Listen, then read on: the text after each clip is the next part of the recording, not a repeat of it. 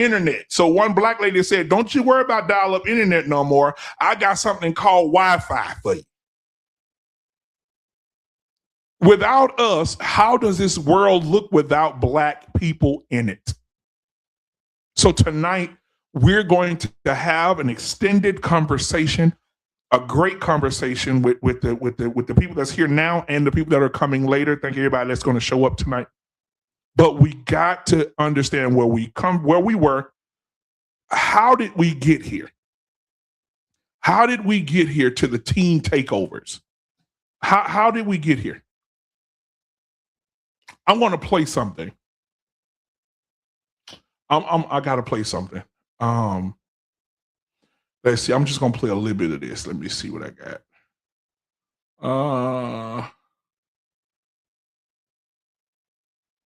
Let's see if it'll play. Hold on. Let's see. Nah, she doing too much damn talking, y'all. I got to get her off here. She doing a lot of talking. All right, so I'm gonna play this for y'all. Y'all see me looking up. My screens are like way up in the air, and they this big. They way up in the air. So that's why I'm looking at up. Y'all y'all thinking I'm crazy.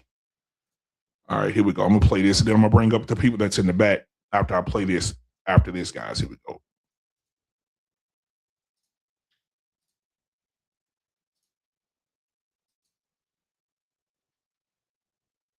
Mm, mm, mm.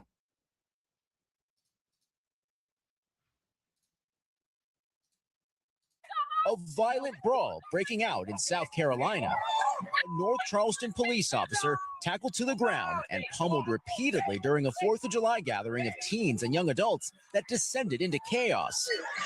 The video does not show how the fight started. This officer seen here firing his taser. Police say the 400-person crowd grew out of control. 4 minors and 2 adults were arrested. Authorities releasing these photos of guns and a makeshift spear recovered from the scene. The takeovers also ramping up in Raleigh, where videos show overrun streets and sidewalks as authorities say more than 5,000 teens began fighting early Sunday morning. Both units are transporting the 2 victims. Police say 9 people were shot and more than 24 young adults now face charges ranging from fighting to assaulting an officer. Chaos also unfolding in South Florida, where authorities say a Miami-Dade sheriff's deputy's hand was burned by a firework that launched in his direction. Authorities say with these videos now circulating on social media, more arrests are now likely. Tom? We thank you for watching. Man, guys. So welcome to the show tonight, man. My brother from another mother, JT, is in the building tonight, ladies and gentlemen. All right, we got Chrissy in the building tonight. Chrissy True Blue, what's going on? How you doing, sweetheart? Hey, all right, and good. And we got our Payne in the building tonight, man. Thank you for being here as well. Listen, I want to ask this question first, and ladies, I'm gonna let the lady go first tonight. Chrissy, how did we get here? How did we get? I remember kids used to run from police officers. Now they beating the shit out of them. How did we get here, Chrissy? I think it starts with at home. So I think the fundamental problem is there's no structure at home. Mm-hmm. There's no lack of parenting, no accountability. There's a lot of stuff going on. All right. What do you? I got another lady in the building. Chantel, what's going on, Shug?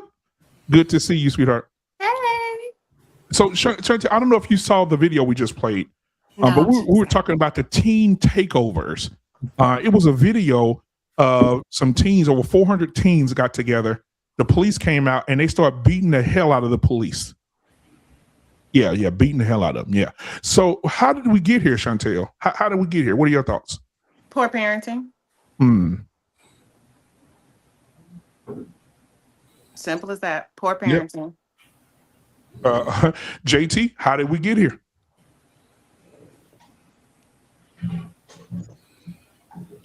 JT. Yeah, I got him. What's up, man? What's going on, my brother? Yeah, it's poor parenting, but it was also a lot of us used us as victims, and a lot of times we weren't victims, but we just fall into victimhood. So this is basically the washout off of that also. So I'm not gonna go down the rabbit hole right now, but this is where we at now. We've been conflating so much to the point where this generation that we see now, they just lost. They lost. So, but I ended with that. Arpane, how did we get here? Man, I think when we say poor parent, can you hear me? Can you hear me? Hello?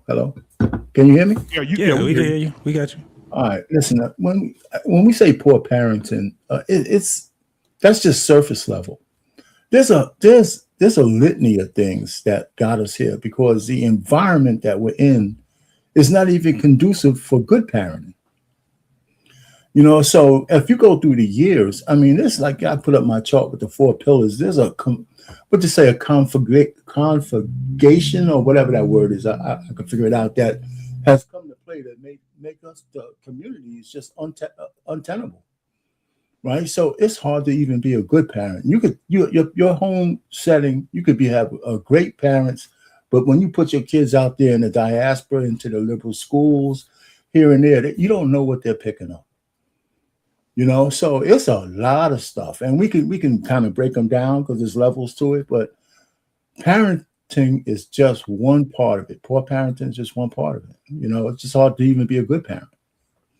Yeah, but I think everything starts at home, like I said. So I don't disagree with that. I'm just saying it's just not that. You could be great parents, but you're not with your kids 24 hours. You got to also be monitoring what they're doing and who's talking to them.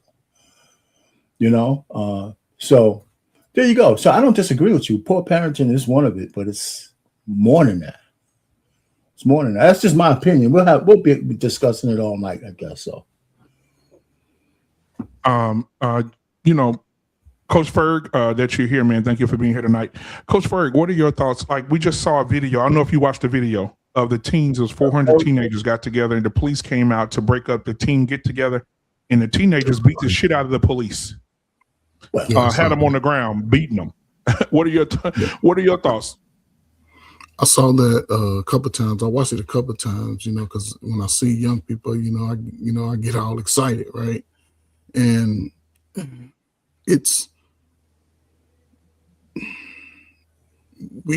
can say parents, but we know that, but it's also a mixture. It's a mixture at this point, right? Because teenagers' brains are moving a lot faster than all us old ass people's brains was moving. The things that was put in front of them was a lot more. It's a lot more open to the worst of it. And now the kids don't have summer jobs. Most of them was probably high schoolers. They don't have the basic skills to learn and create from within education. And the fact that if I was to gather every student up, I would put them in a category of who lives with both parents, who lives with mother, who lives with father, who lives with grandmother. And I would just sort of address it that way. It's sad that social media and the camera allows us to put our worst of us on camera to the world. But I think, the way Black people handle it is going to be different than the way white people are going to handle it. Because they're going to be looking to build more jails, be more punitive towards young people. And Black people, I don't think we at a point in this history where we could come together and allow fathers to be more engaging in the future. Not a dude you had sex with, not a woman y'all just meet, y'all got freaky in the backseat of the Jeep. But to have, once that baby's here, both parties are responsible equally. I will make sure that, and that's from education and in school, jobs, you got to get both signatures, and just allow those communications to be hashed out. And that's just me. As far as the government, if we don't stand to fight for opportunities, because young folk need to be doing something besides just hanging out, learning how to roll a blunt, learning the new drinks. They need to be fixing their neighborhoods up, in a sense. Y'all, you're going to clean it up. You're going to learn how to build a fence, erect it, and just go from there. You know, and the ones that want to be idiots, y'all going to be over in the idiot box. Now, I will say this. The governor of Florida had a message for the teens. And you know who teens he talking to. You can tell by how he's speaking what color people he talking about. Let's listen to him. Here we go. If there is another teenage takeover in Pinellas County, in Hillsborough County, in any of the 67 counties, Sean, open carry is legal in the state of Florida. Open carry is for everybody. It's for everybody, black or white, Christian, Muslim, or a Jew. If we find out that a teen takeover is showing up, we are showing up with a dozen people with AR-15s. We're going to exercise our Second Amendment right, and we are going to protect communities like this. So what happened on Sunday here in Clearwater Beach happens nowhere. If there is another teenage takeover in Pinellas County, in Hillsborough.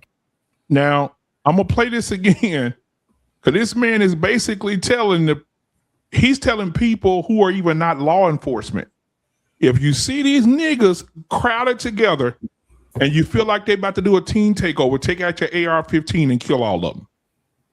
That's basically what he's saying. But you hear when he had this conference, this TV conference, he brought everybody there, including the parents, or not, I ain't gonna say parents, including some black people who said, you hear them in the background saying, what you gonna do? So now you getting the black people, the adults involved. And so now you're gonna have, now what he did was gave a free pass to white men to get in them big ass Chevrolet trucks with their guns and it's open season on these black kids. And so what you're gonna do now is have the cutlass crank up with the AR-15 in the trunk. And now it's gonna be a war there in Florida. Watch. It's gonna be a divide. It's gonna be a lot of people dead in Florida because niggas got as many guns as white folks. So we'll see what happens. But I'll play it one more time and then we'll discuss. Here we go. If there is another teenage takeover in Pinellas County, in Hillsborough County, in any of the 67 counties, Sean, open carry is legal in the state of Florida. Open carry is for everybody. It's for everybody, black or white, Christian, Muslim, or a Jew. If we find out that a teen takeover is showing up, we are showing up with a dozen people with AR-15s. We're going to exercise our Second Amendment right, and we are going to protect communities like this. So what happened on Sunday here in Clearwater Beach happens nowhere. All right, so we'll start. What's up, Jay Prince? We'll start with the ladies. Chantel, what are you? Am I saying your name right, sweetheart? Yeah, Chantel. Okay. So Chantel, what are your thoughts? It's sad. It's sad. And you said that was the mayor? That's the governor. The governor. That's not the governor. No, it says Florida governor candidate, so he's running for governor. Running for. Okay. Well, I hope he don't win, because that's ridiculous. You're pretty much saying, let's take the law into our own hands. That's pretty much what you're saying. Instead of exercising, your rights, well, if you were a governor and making sure that police presence is there and trying to deter them from doing something else, no, let's just mow them down. Yep. Chrissy, what are your thoughts? Arpane, your mic giving a lot of feedback over there. I don't know if it's coming through your computer or your mic. For me? No, Arpane. Oh, it's sad. I'm on mute though. I think the parents need to be held accountable.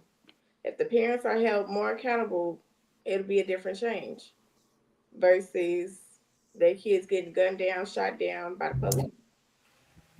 Or non-police. You know what I'm saying? He's saying everybody's got the AR-15 squad up, basically. That's what he said. So what are your thoughts, Trey? I know you got a love for the kids and you work a lot with the kids just like I do.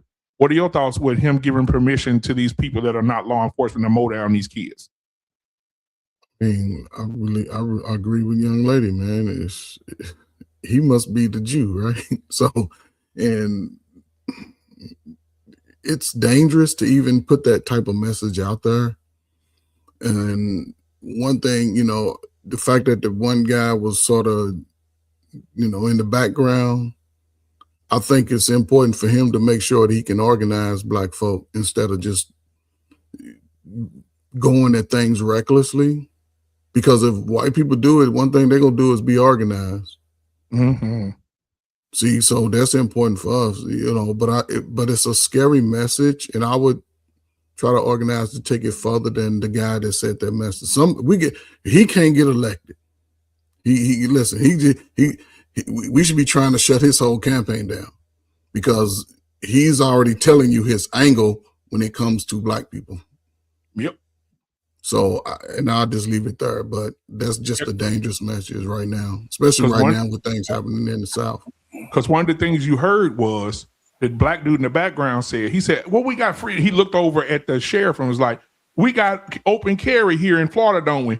And the Black dude in the audience, if y'all heard him, he said, oh, it seems like y'all want to get violent. Okay, well, we're going to get violent right with you.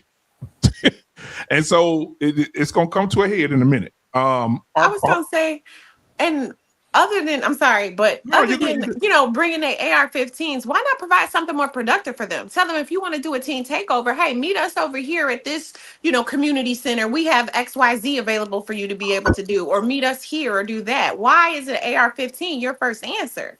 Right. Exactly. I agree. R-Pain, what are your thoughts? First of all, I wonder why we always internalize when people say bullshit that we're all worried as Black people. We got to stop being worried about everything everybody says. Like we're victims out here. Listen, I don't know what the solution is. The guy was irresponsible, but I don't internalize what he said. Like we're all in danger of him coming out and killing a whole bunch of Black people. At some point, we should be mad at our own communities before a person like this says anything, because those team takeovers are all fucked up, man. And this is bad mojo for all of us. So now here we are, because one white man said something, so we're taking the eye off the prize that we got unruly, fucked up kids. But now, because a white man said one thing, we're not even talking about them anymore. We're talking about the white man saying something stupid. That's not the issue. The issue is we got fucking crazy ass kids out there. And now we're taking our eye off the ball because one white man says something. When are we going to stop that shit? It's just crazy. He's wrong. He's irresponsible. And that should take care of itself at the ballot box. So, I don't know. I don't want to get into this conversation. Oh, the white man says something, so we got to all mobilize against the white cracker. I mean, it's tiring. Now, I will say this. I'll have some pushback for you, R-Pain. Yeah, all it takes is one ignorant man to speak encouragement into several ignorant men. They don't need the encouragement. No, I'm not talking about Black people. I'm not talking about Black people. I'm talking about Harry. I'm talking about Harry and Juju. Right? Because they got different names than Juju Bug. Sitting on the couch saying, what did he say? Shoot him. Or load up. See what I'm saying? All it takes. You proving my point. So my point is, because this white man said that now, it's not the issue of teen takeovers. It's a white man threatening Black people at the podium and he wants to be governor.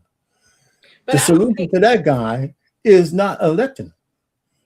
But I don't so that's the point. Like I said, now we're not even talking about the teen takeovers and how irresponsible our goddamn community is. We're talking about a white man who says something at a mic. I think you asked me, so I'm telling you. Yeah. I have other states who are officials like chiefs and stuff like that we'll listen to later who are giving the same message across the country.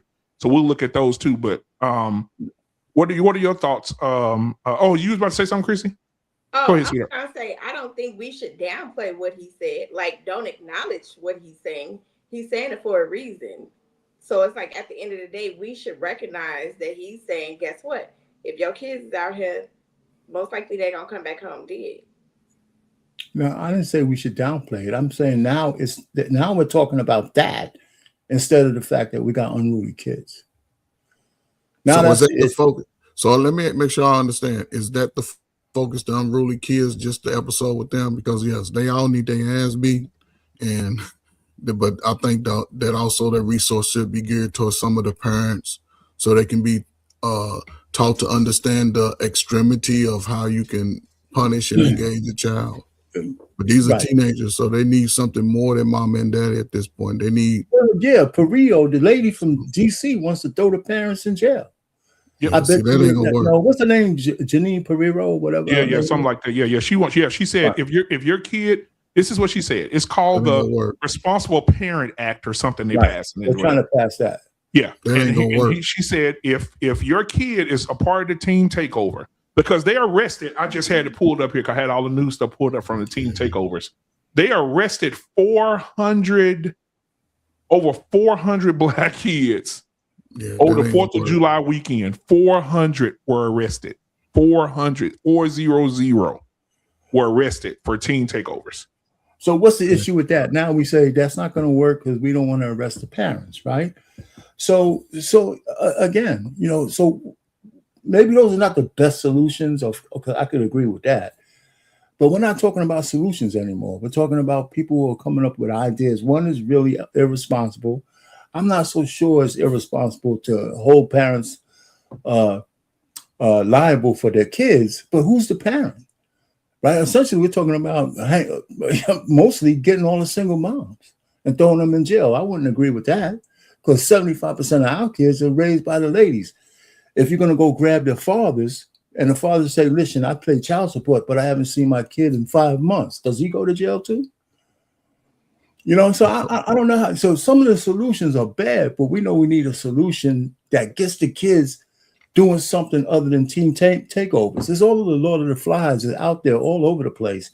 It used to be programs that we had in the summertime to fill up the leisure time when I was young. The power programs, manpower programs, cleaning up the parks, doing all that shit. And, so that's what needs to come back. And there's pennies to kind of do that, to give, teenagers jobs over the summer to do that. But nobody talks about where's the Congressional Black fucking Caucus, excuse my language, coming up with something like that, where Congress go ahead and put some money, or the trillions we're spending, to put a couple of billions in the neighborhoods so the kids can have jobs to take up that leisure time when they don't have school. After school programs that are funded, we're talking about pennies on a dollar. But what happened to you need to know where your kid is at all times. We didn't have cell phones when I was growing up. We went to school and we came back home. And guess what? If we didn't go to school, our mama and daddy knew that we didn't go to school, and we were disciplined. So it's you were more obedient too, right? You were more obedient back then too. Well, Chris, what type of discipline you would have got if you skipped school? You would get disciplined. You would get your ass whooped. Well, give me some examples of discipline. I never did it, but I'm just saying in general, you would get your ass. Would you say the kids who got beat pretty good? No, you didn't get beat. You got your ass. You just got talking to. And you got your ass whooped. She said you got your ass whooped. Right, she don't want to say it, but she just advocating that we ain't supposed. Chris, do you got children? I do. My kids are 24 and 19. Wow. So when they was kids, you got 24-year-olds. Wow. You said y'all what? can't even tell. That's crazy. What did you do when they was coming up for discipline? I disciplined them. You whooped that ass, right? Yeah, like I was supposed to. But the other day you was advocating that against that.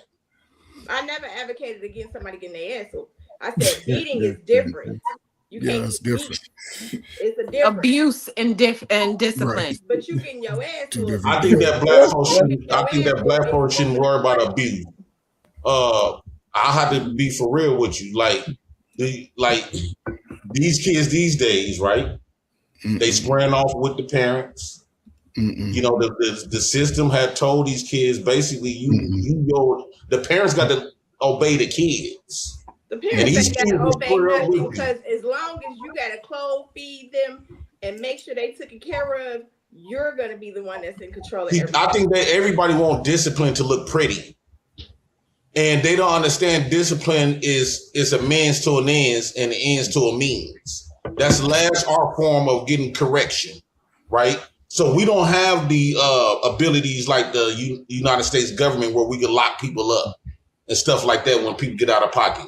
So the only thing we have left is violence. It's still discipline. You're going to be violent with love, but it's still, a lot of people don't understand this. You can't have, I think that's a female perspective to want discipline to look pretty. Discipline is not meant to be pretty. It's not meant to be comfort. It's not meant to be acceptable. Acceptable. It depends on the severity of what these kids are doing. Now, on a flip end, I want to ask all the black men that serve, if they start shooting up your black children, what y'all gonna do about it? What? Who start shooting up the black children? Okay,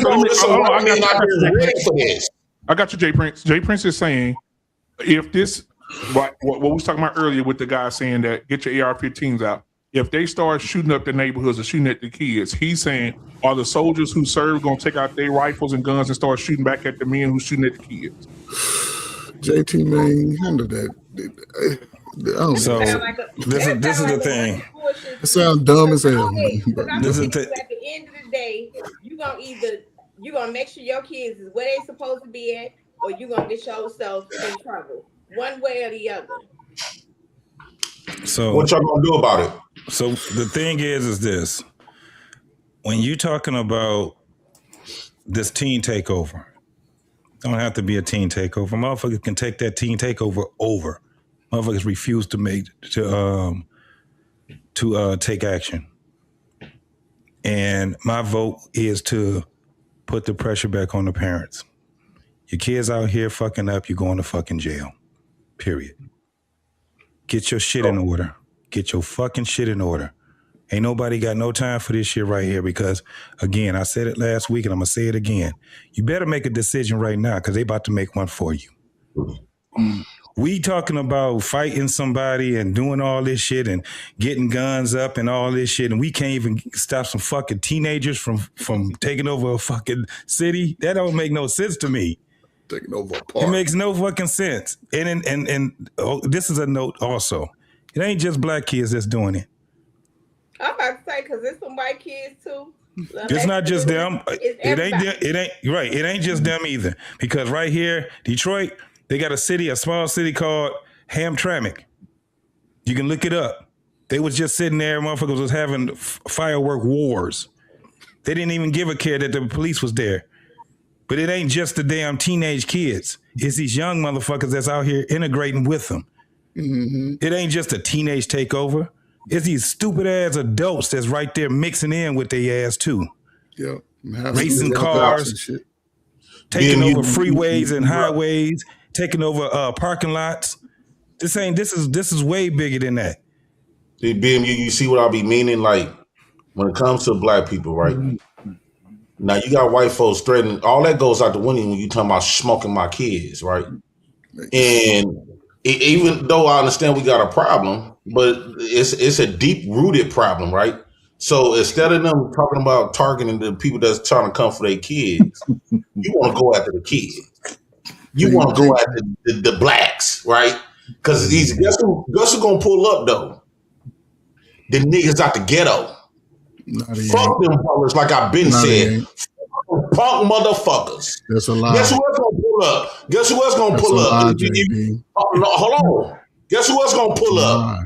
If you start whacking their kids, it's not gonna be the veterans, right? It's not gonna be I don't think the Muslims gonna get it. You know what's gonna be pulling up?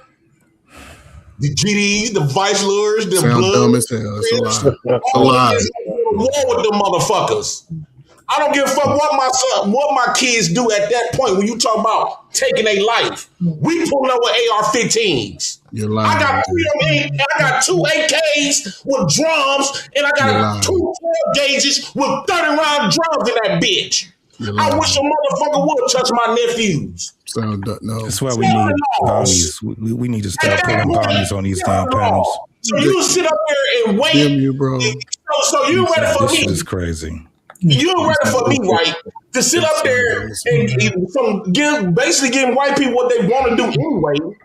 to gun my kids down, and I'm supposed to say, well, that's what we try to tell them. Hell no. Come on, cuz. We out. Okay, now Jay Prince, hold on, Jay Prince. So we're gonna have some, because everybody gotta talk. Niggas always right, everybody gotta talk, Jay Prince. So I'm gonna need you to calm down a little bit, bro, so everybody can get in here. Now, Jay Prince is saying squad up, basically. Now, what I want to say is this. Jay, I have a question for my brother JT. So JT, so you said, because we talked about this a few weeks back, I think. Yeah, we did on the show a few weeks back about parents going to jail if their kids out of line. Yeah.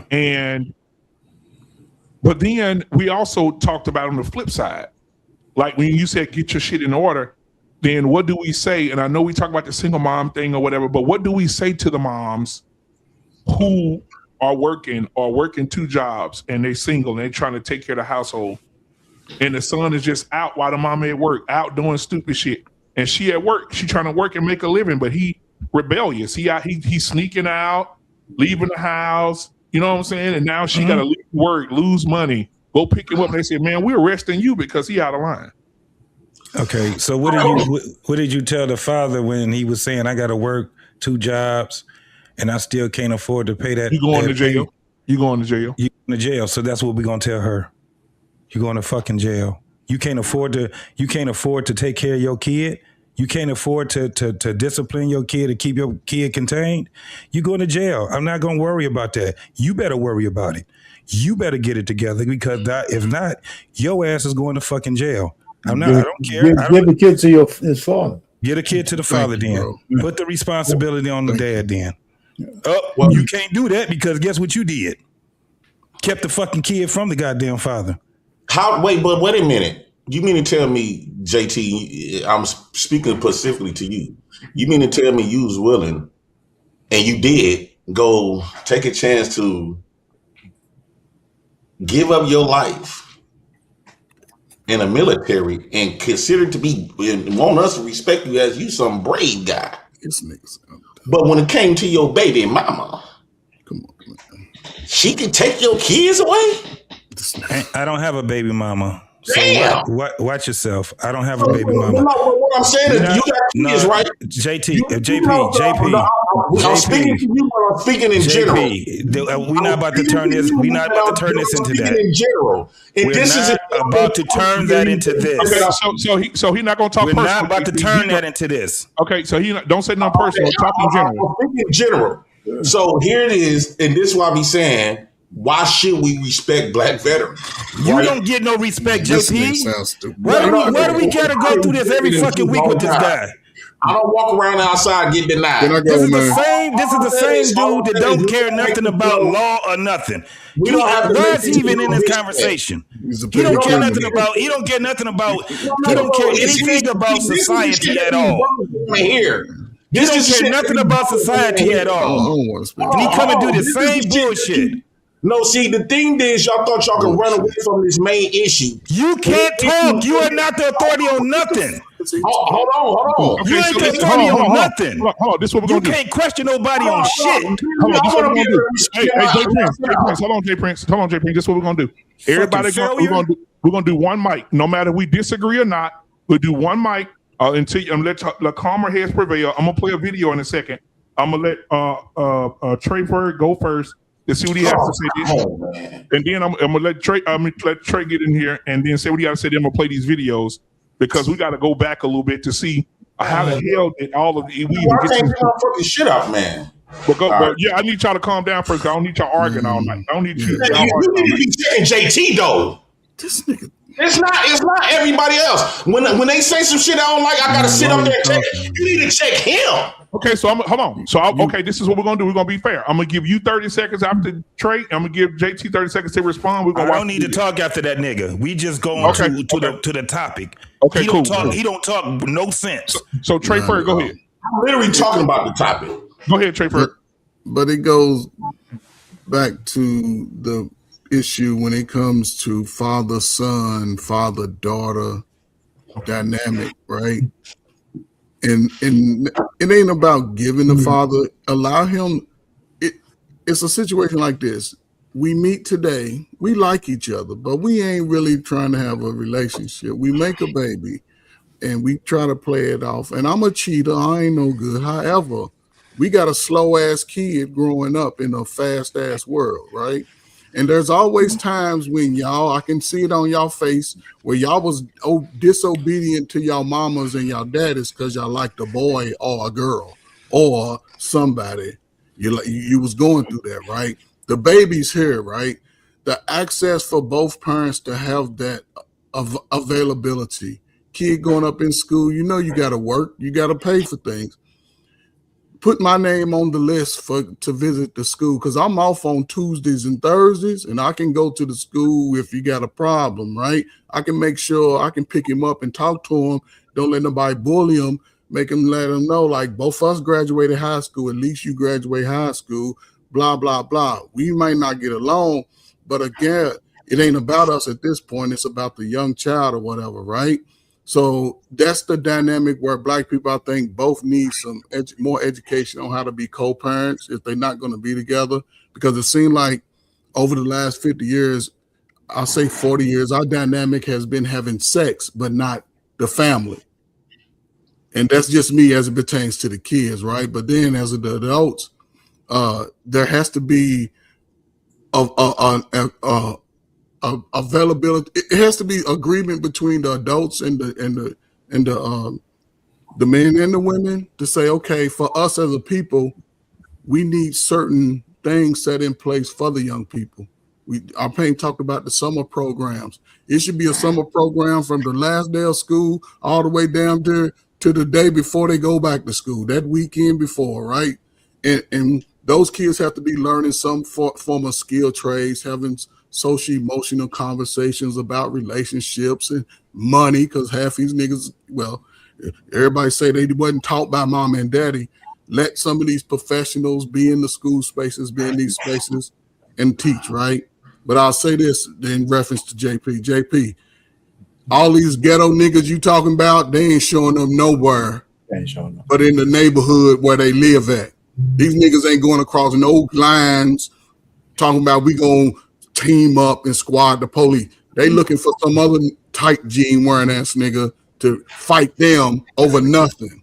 So the fact that the so-called ghetto people like you gonna show up, you haven't showed up one event with your weapon. You haven't showed up one event greater than what JP is doing. So to teach my 22-year-olds, 23-year-olds to say, hey, we gonna go out here and be reckless because we ain't trained for nothing like this. We ain't studying nothing like this. Matter of fact, if you ready to throw your life away, follow me, JP, the Ghetto King, and I'm gonna help all y'all get buried, and I'm gonna be over here talking about women ain't shit. I'm not gonna teach my own family to be better for the future. Go out here and just throw your life away. Sounds dumb as hell. Not digress. All right, let me get these super chats out the way. Let me get these super chats. All right, so super chats. We got Tyrus 05, $10 super chat. He said, Payne's face represents my thoughts right now. We got 100 watts in the building, 100 watts with the $2 super chat. He said, it's too many dead, what he said, dead boys for what you saying to be true. I want to play something real quick before we get back into it. I'm gonna play. No, I need to play. Oh well, T Mac. Okay, I'll get T Max, J Prince, then I'll play the video. Go ahead, T Mac. Hey, Black Man, I'll hear it, man. If I can go to this man. Yeah. Okay. Go ahead, J Prince. You said 30 seconds. Right. I'm gonna keep my word. You got 30 seconds. Go. 30 seconds. Well, fuck it, man. Y'all can have it. Thank you. I need to play the video. Go play the video. Get up out of here. Let him go. Hey, JP. Can y'all hear me? Yeah. What's going on, boy? Not much. What's up? Shout out to everybody on the panel, man. Black House in the building and Black Man Unfiltered Network. JP, nigga, you see me sitting in the goddamn car. I ain't gonna be here long, man. I had to say something real quick to you with all the ignorant shit you talking about. Man, no, hold on. No, you can lean back. You can do the rock away or whatever the fuck you want to do. You gonna listen to this part right here. Before that cop go out there with his clan and all the AKs and all that and start mowing down the children. Before that happens, I need you and the GDs and all your niggas with the drums and everything else to take y'all black asses out there to the streets of Chicago, to the streets of Milwaukee, to the streets of Houston, wherever the fuck. Hold on, let me say this. Well, all the other GDs that's doing drive-bys and terrorizing the old folks in our own neighborhoods and killing all the kids. I need you niggas to clean up our streets so we can have room to go get them officers when they come out with their AK-47s. Until you do that, sell them goddamn glizzies and shut the fuck up. Okay, so I don't want to put nothing on the GDs or nothing like that. I'm saying what typically gonna happen, and them gonna be the guys not gonna allow nobody to fuck with their kids. And what I was finna say is that these butlers ran from their problem in the 60s and the 70s when they let the white man bitch them out of their motherfucking family, but then they want us to respect them like I'll risk my fucking life for a country. No, you didn't risk your life for a country. They didn't even need you to do that. You ain't nothing but a motherfucking send-off. You old punk bitch made ass nigga. And then everybody, you knew it was kind of legal. Well, it's legal. And the only thing most of y'all did was go there and work. You weren't in the trenches. And so you don't know what the fuck, what I get down, what I done done. When that shit went happen in George Floyd in Milwaukee, I ain't gonna place myself, incriminate myself on something, but police hop back in their cars when they see niggas with their pipes. You don't know what the fuck you talking about. You just be running your mouth like a hoe. That's George Floyd in Milwaukee. In fact, my brother is in prison right now because he done That don't make no sense. Black man, you gotta stop this. That shit don't make no sense. That don't make no fucking sense. You said 30 seconds, black man. Fuck this nigga. Stop that nigga. Prison. Hey, finish, land your plane, Jay. Go ahead. It gotta be finished by now, man. All this motherfucker doing, black man, is talking about black people ain't shit. We don't have to do this every week. He said the same fucking shit. Disrespectful motherfucker. I am. To you, I am. Yes, absolutely. You will never do my face. To you, I am. I guarantee I would. I bet you I would. I'd choke the shit out you. I'd choke the shit out you. Nigga, I'd choke the shit out you. I guarantee. I'd choke. You be joining your mama, nigga. You talking to me. Oh, James. No. This motherfucker done sat back and talked all that shit. Black man, come on. Now he done sat back and talked all that shit. Fucking body. And like I said, I'll choke his ass. Fuck this nigga. This is what our fucking panel gonna be about now.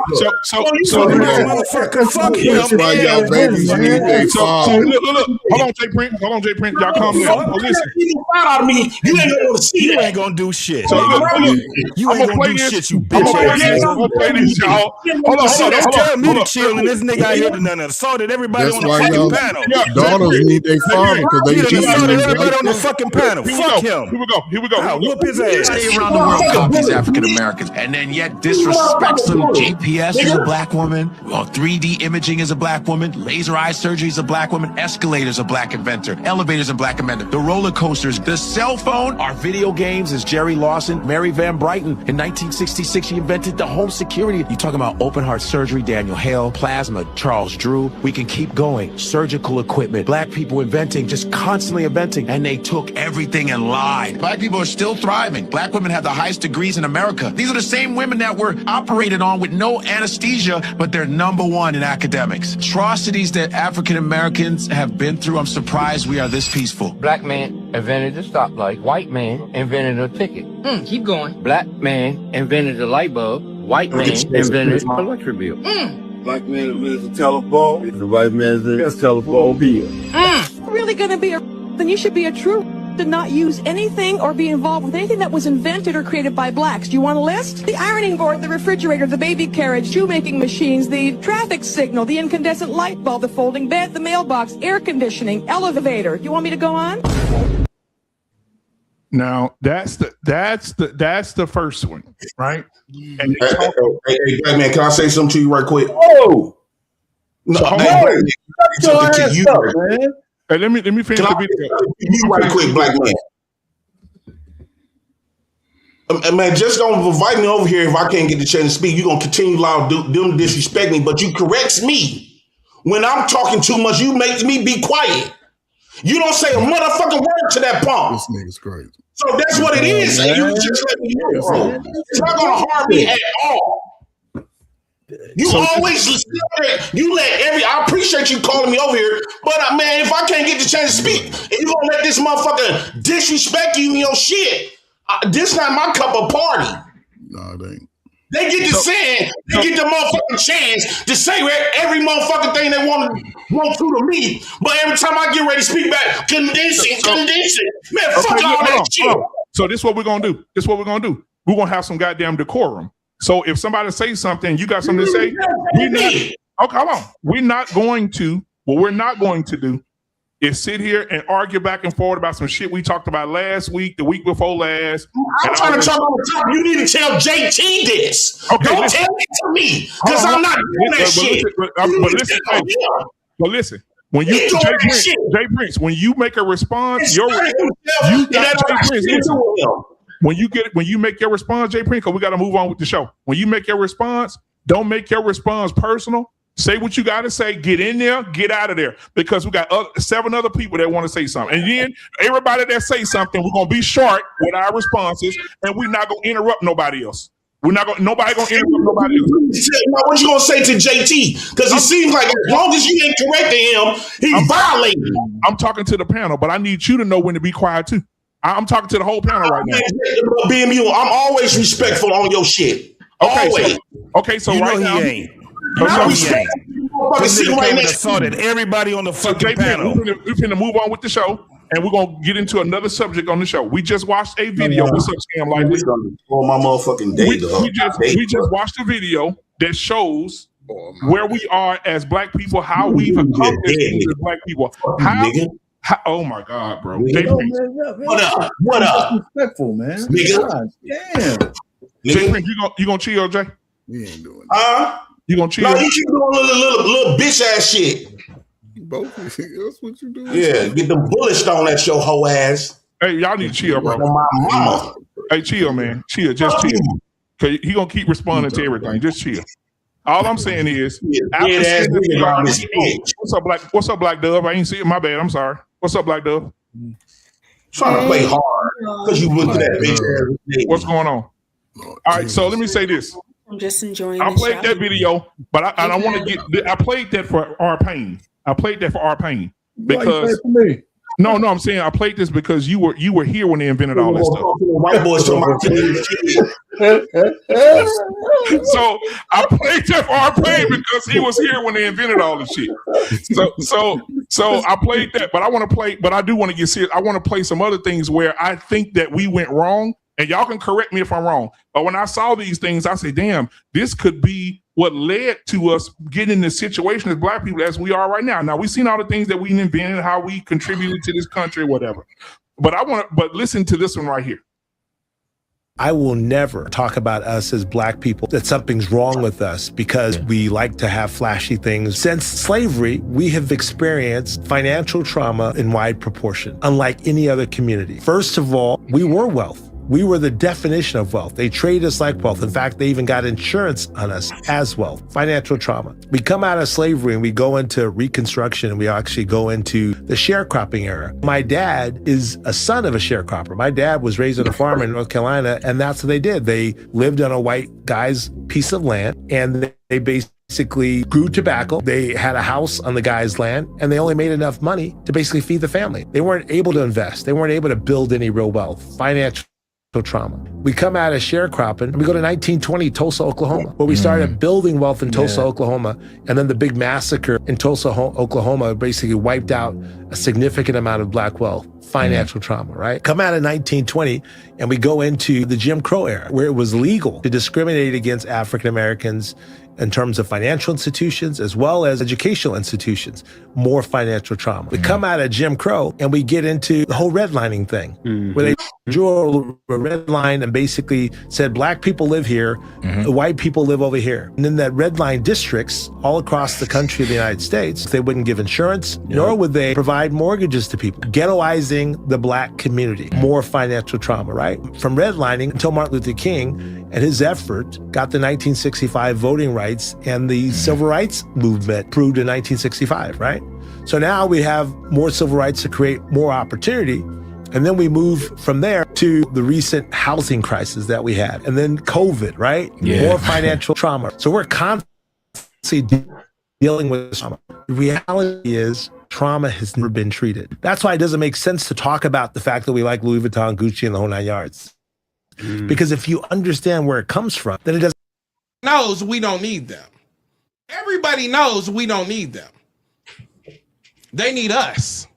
They need us for civil rights. They need our energy. The entertainment don't hit the same.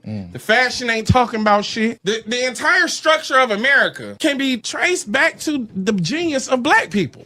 The Reconstruction era was dependent on ex-enslaved people for their skills, and then disenfranchised formerly enslaved people because they had these skills. So when we go do it on our own, and then we're punished for it, then we're made caricatures of, we're made to be demeaned and disenfranchised, or we'll just take 95 and put it right through your neighborhood and displace tens of thousands of people and destroy historic businesses and properties. Let's take a trip back up 95 to Wilmington, North Carolina, my hometown. Hey, let's do it. In 1890s, Wilmington, North Carolina was boasted as one of the most successful black communities in America. Black citizens made up majority of the population, owned homes, ran successful businesses, controlled black-owned banks and newspaper, and held prominent civic and political offices. The demographics in the 1890s was over 56% of Wilmington's population being black, and black Wilmingtonians worked as professionals, including doctors, teachers, and lawyers. They were highly skilled artisans, brick masons, blacksmiths, and carpenters. Wealthier black citizens and independent business owners chartered their own banks. For example, the Metropolitan Trust Company, and successfully pooled resources to build and invest in their neighborhood. They had civic power, where African Americans held positions across local government, including aldermen, policemen, magistrates, and postmasters.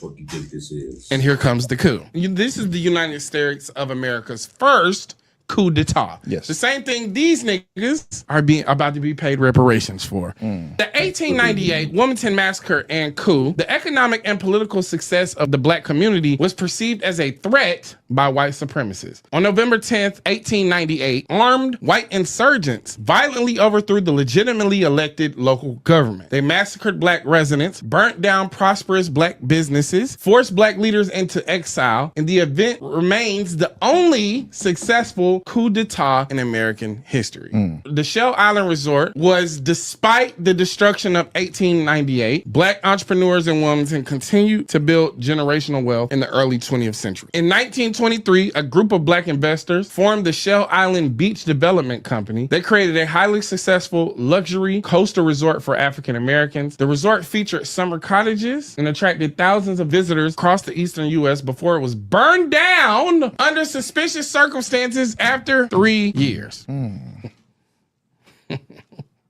know it was suspicious. I bet it was suspicious. Yeah. Oh, it couldn't have had nothing to do with that successful coup. Yeah. All right. So I want to play those two videos back to back because they tie into each other. I want to start with the ladies first. Ladies, what are your thoughts?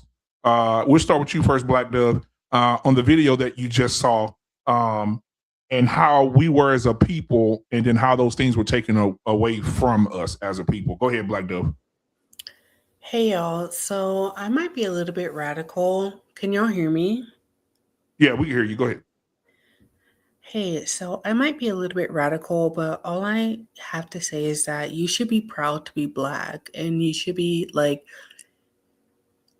the world doesn't have a race problem. The world has a problem race. There's only one person who wakes up in the morning thinking about every other race. There's only one group of people who wakes up in the morning thinking, how can I prove that I'm superior? There's only one group of people who gets on social media every single day and says, let me find XYZ race and tell them why they're not enough. Nobody else is thinking about anybody else except this one group of people. There's only one group of people who will sniff out and, The last time I said it, I got banned, but I'll say it again. Like roaches sniffing out trash. There's only one group of people who they wake up and they actively seek other people who are doing well. They've been doing this for millennia. And so, like, don't be fooled, you know, like, I don't know. I hear what Buddy is saying and I agree. And it's like, there's only one group of people who, as soon as they hear the word Black or Juneteenth, or they hear that it has to deal with something being Black, that they just get active, you know, and like, it's not us. Like I said, the world doesn't have a race problem. The world has a problem race. There's only one group of people whose ancestors escaped from those savage ass mountains and proceeded to destroy every corner of the world. I am so proud to be Black. And I am from like a place where like they tried to tell me that it was so bad, blah, blah, blah, blah, blah, blah, blah. But I am so proud to be Black. And I feel like everybody else should be proud to be who they are and just stand up against the propaganda. Like, I hope I'm making sense. But on this topic, I do get like a little rambly. Okay. Well, I appreciate it, Black Dove. I'm gonna get Chantel in here. Chantel, what are your thoughts on the two videos that we just watched about where we were as a Black people? Do you think that had any effect on where we are now as a people? On what we had, what was taken, burned down, torn down, whatever? Do you think that has anything to do with what we're going through now? The way you put it, I mean, yeah, I can see how it could. I mean, because what I was gonna say was like, we know we the shit. Like, we know we all that. We need to do better and like coming together and being more productive. But given the history of when we actually do that, then yeah, that would definitely deter people from trying to be better. Yep. Chrissy, what are your thoughts, sweetheart? Can I say just one more thing? Oh yeah, go ahead. Then Chrissy, you go hop in right after that. I'll be super quick, but on my whole, like, there's only one group of people. There's only one person, one group of people who will find their way into everybody else's space for no other purpose than to cause trouble. And every single time I see these people in, whether it be the chat or the comments, I'm like, I don't wake up in the morning looking for your space to cause trouble. Like, there's only one group of people who they wake up and that is their whole day's mission, to find us and complain about us. It's giving obsessed. It's giving very weird. It's giving scared. Like, we don't do that. We don't wake up thinking about y'all, but y'all wake up thinking about us. There's people in your chat right now who, like, instead of going out, getting out of their mom's basement and like having a life for themselves, they wake up and the first thought on their mind is, what Black podcast or Black chat can I find today to terrorize? And that's fucking weird. So that's all I have to say. You know, sorry to interrupt, but like, I just hope that everybody realizes how weird these people are. They are weird. They will literally sit up and hit refresh for hours on end until they can come across a Black channel and finally find one for no purpose other than to cause hell. They're weird. But anyway, well, Chrissy, what are your thoughts? I would say that as far as the Black community, we need to come together. We can do better. I don't think it was something that it should deter us from doing something better for our community. As Black people, we don't stand together. We like in competition with each other. That's one of our problems. I disagree with that. Our pain. What are your thoughts, man? Yeah, that's, I like to see those kind of historical things and all the accomplishments we made with all the oppression that we were under. The one thought I would have is, why don't we just rebuild it now? We're at a better point as Black people in this country than we ever were before.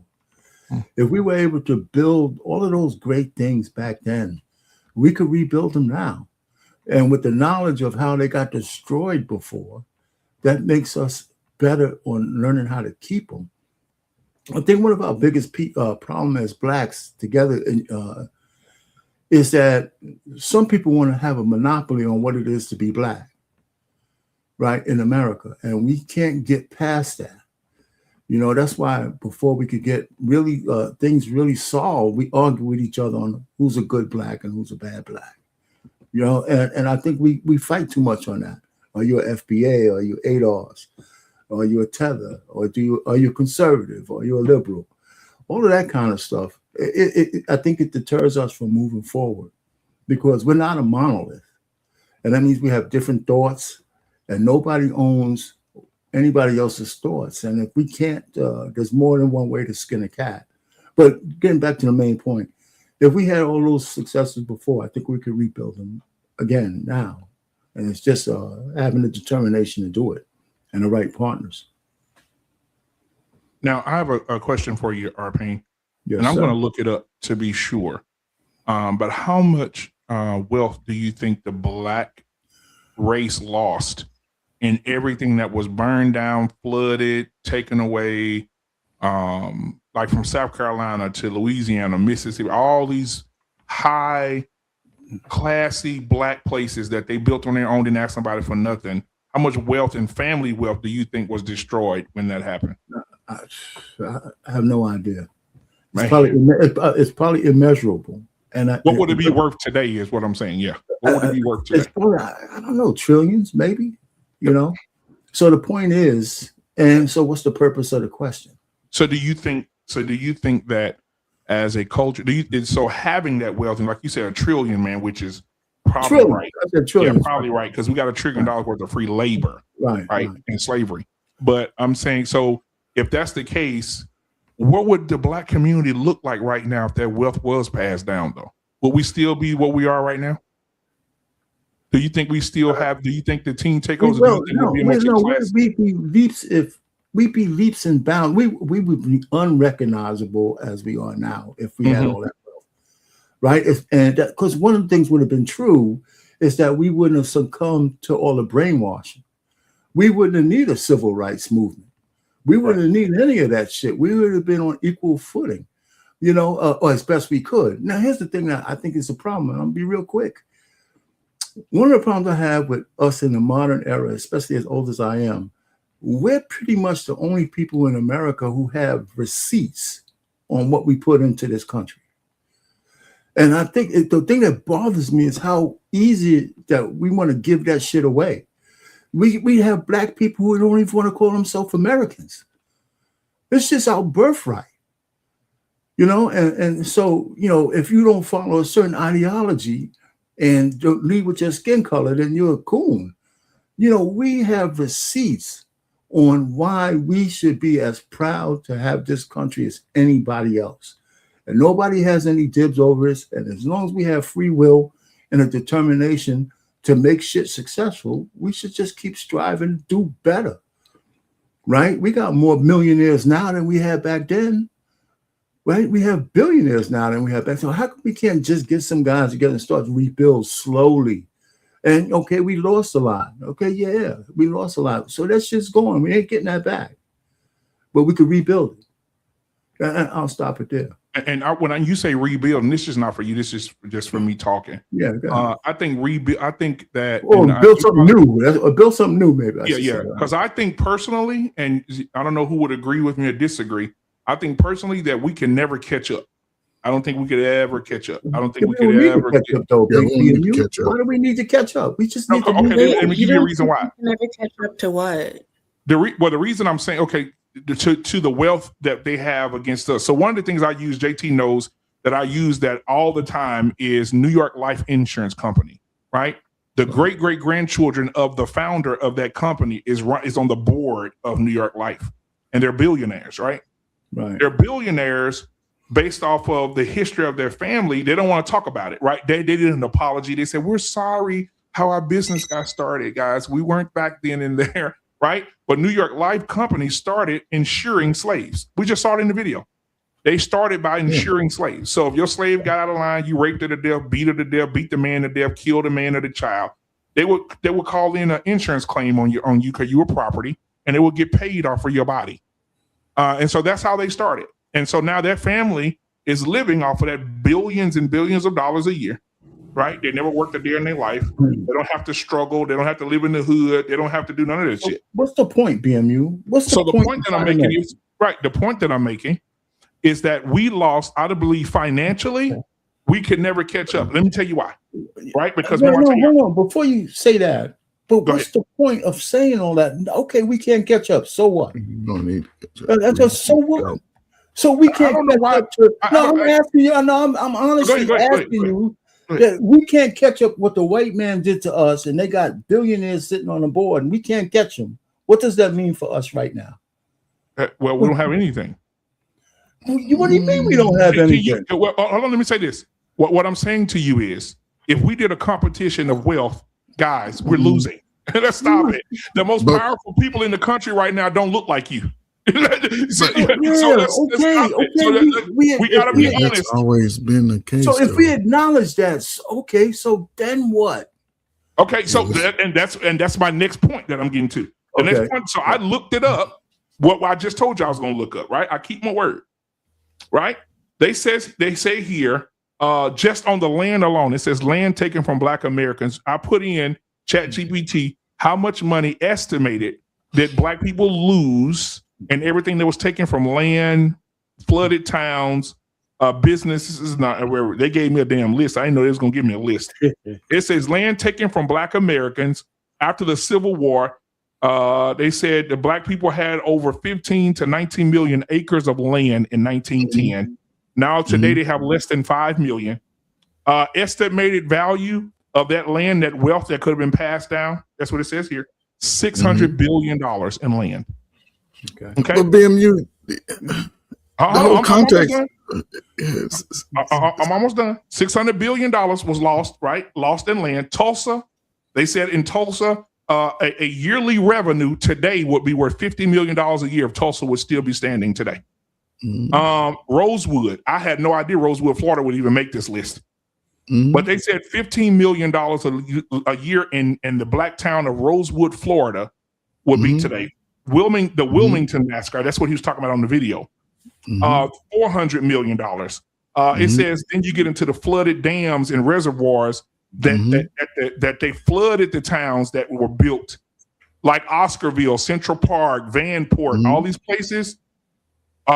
See 700. Oh my God, I don't even want to say the number. $700 billion in revenue that those people would have had today. And then they talk about the urban renewal, the Negro removal in 1950 to 1970. More than 1,000 Black neighborhoods were demolished and divided and put in red line.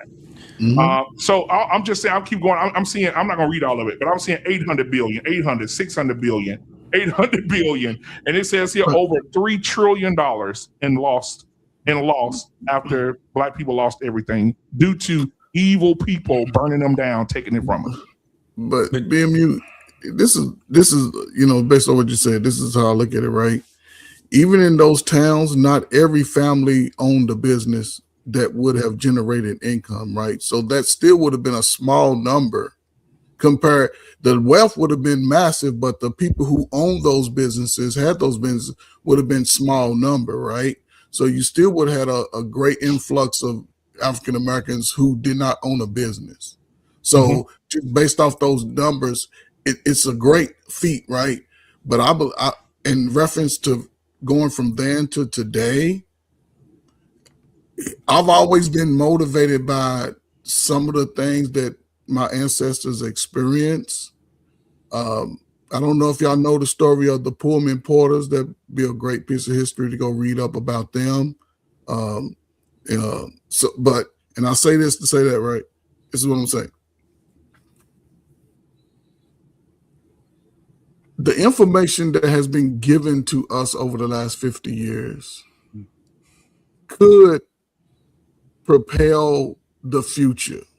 And like Arpane said, we're not going to catch up in our time, but maybe over the next 200 years, 150 years, because we wouldn't have never caught up then. We already was outnumbered then.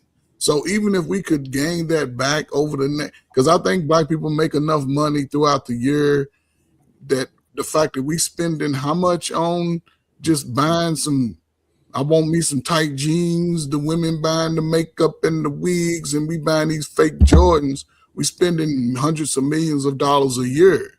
So even in that, we can start making our clothes, because grandmama them made, we got grown folk that ain't sold nothing. They ain't sold a button. Dudes don't know how to sew a button on their shirt. Ladies don't know how to do the domestic skills that were being taught to save money. So today, why can't we take the information that's been given and use it to build a future? So we can. But I'm still not. Let me just say one thing, JP. I'll be real quick. We had all this information BMU just talked about. Nobody's nodding their head. We're all in agreement. We lost a lot. I always thought when I was younger, and I still think it now, that it's a miracle pretty much that we have survived and thrived the way we have. And I think there is a concerted effort after the civil rights movement to get us to where we are, where we're so divided as a community, right? Because coming through Jim Crow, which ended pretty much right in the 1960s, we had families, we had things like that. We might have lost a lot, but we were still together. Now we're not even together. And all we have is, a destroyed past, but we're still standing. We're still standing. We start from where we are, and we each one teach one. So somebody's going to come out of there. We got billionaires and millionaires in our ranks, and so we could lament the past. We could be sad for the past, but that shouldn't stop us from being a future. And the fact that we're never going to have as much wealth as the white man accumulated over the last 400 years shouldn't stop us from getting started from where we are right now. But we do have wealth. No, I'm just saying. Okay, so you agree we have with me? wealth. Yeah, we have wealth. We have the tricycle. They have the tractor. But let me say this. We're not a team. We're not a bicycle. We are a broken. No, we don't have. Hold on, Jay. Don't say this real quick, JT, because somebody in the chat asked me a question. I definitely want to respond to them in the chat. Thank y'all for asking this question. Somebody said in the chat, "What happened to Tulsa's land? Because they still should own the land today. What happened to it? Let me tell you what happened to it. I just looked it up. What happened to it was the state said it was eminent domain, and so they took it from them. And guess what they built on top of it? The University of Oklahoma. Yeah, Oklahoma State University. And the people that's on, this is the craziest thing, the students that's on that, and somebody did a thing and asked the students, do they actually understand the history of this land that they're going to school on? Very few people. It wasn't even, I don't even think they even got anybody that even knew. That's where I was getting ready to get to. I was getting ready to get to that point right there. We are a broken culture in America, right? Mm-hmm. We're not mended together. And one of the reasons is because we don't care about history and the totality of Black folks. We don't care about it. It's old and outdated is what most of us would say. Yep. The things that man was saying, my whole thing to him would say, well, who are you talking to? Because you ain't talking to the people that you care about because they ain't listening to you. Yeah, you would have people like myself, Arpane, and yourself, and Ferg, but as a whole, they're not listening. They don't even know the history of something that was in 1999, let alone something that was in 1889. So what we're looking at right now is a way that we have to start building from now, or building from at least the things that's closer. right? Because those ways of doing it is definitely wrong. But it ties into what we have right now. We have a society of not only the children, but the parents of these children running rapid. They're not caring about anything that builds. They're only caring about the things that soothes them and can make them happy in the moment. And then they would do the worst thing ever. They would spend thousands of dollars that they don't have on being happy, going on trips when they can't afford those trips, buying items that they can't buy. But when we're talking about something like Tulsa, Oklahoma, we're talking about all these places that they were talking about, they were stores and banks. And what we want to do is try to live off of those laurels of those people. But then we want to be victims of what they had to survive. We didn't have to survive it. We didn't have to. I'm going to end it with this. I don't know who said it, but they did say it biblically. My people will perish. Somebody else finish it. For a lack of knowledge. For lack of knowledge. And this is what's happening right now. And I understand what they mean by perishing. This is it. May I say we won't be a community anymore, y'all, as far as black folks. You better be in a community of where you live. And that's what you have to do. But you have to build it from your family. So I would like to say this. I think that when you look at every group of men who have established something, that's what they all have. That Tulsa, that all these lands that black people didn't have, is their own military to protect it. If you got we have a military. You got niggas over here shaking their head, but you're gonna have to be able to protect it. You're not gonna have no good wealth. It's almost like being a dope dealer with kilos standing on the corner with no gun, no protection, nobody to ride for you. You looking to be got. Hold on, I don't need nobody to interrupt. Okay, sorry. Be nice. So that's one of the big things. I think that this conversation, black man, you having this conversation with the wrong type of black folks. Most of these black people, is like, when I say butlers for a reason, them is the ones that didn't never give a fuck. Them the ones that sold, like what Malcolm X have been saying, that them niggas didn't never exist. I mean, them niggas didn't never leave. Them niggas exist way more than they ever did back then. And now since we have this internet, they comes on this internet. They don't give a fuck about no black people, right? They don't give a fuck about them black kids. And I'm proud of the teenage takeovers. They doing something that we didn't have the balls to do. And that's not to be a slave and create their own identity, right? And so them just a bunch of teens finding themselves from their own perspective instead of listening to what only thing these black older people going to teach them is how to be obedient slave to add up to the system and the laws, right? I'm glad that they're rebellious. We need them to be rebellious. We need them to be warrior class because our bitch asses wasn't, right? So we don't need no another race of blacks continue to walk around here on eggshells, scared to even live their life. We already done tried all the good stuff. You just named all of the stuff that black people built. They was conservative. They was good people. They was Christian folks. And guess what? They shit got burned down. So I'm glad the young teenagers putting up a threat. And them white folks, rest assured, them white folks know it come around these neighborhoods, they gonna know it's gonna be more of a threat than they ever did with Martin Luther King now. It just they had a takeover. You just described a takeover on blacks. Oklahoma. Central Park 5, they took over our shit. And now y'all complaining that the niggas is doing it right back to them. This is why I'm saying you having a conversation with the wrong black people. We are not the same. Niggas stick together. I don't care what y'all got to say. Yeah, we have our little arguments and woo at the bam, but niggas gonna climb to stick together of the ops coming in. You seen that on that boat. When they jumped that black man and all them niggas came out and had a war with them white folks. The Butlers, they was on the internet talking about how fucked up them niggas was. So yes, we need to separate. We do need to divide niggas from the mammies and butlers.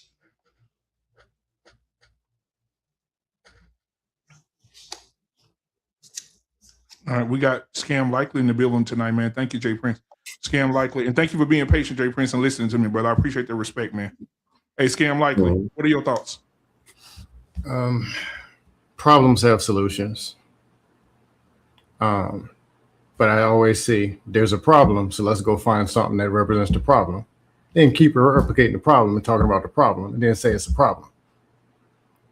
And then go talk some more about the problem, and then say we the problem.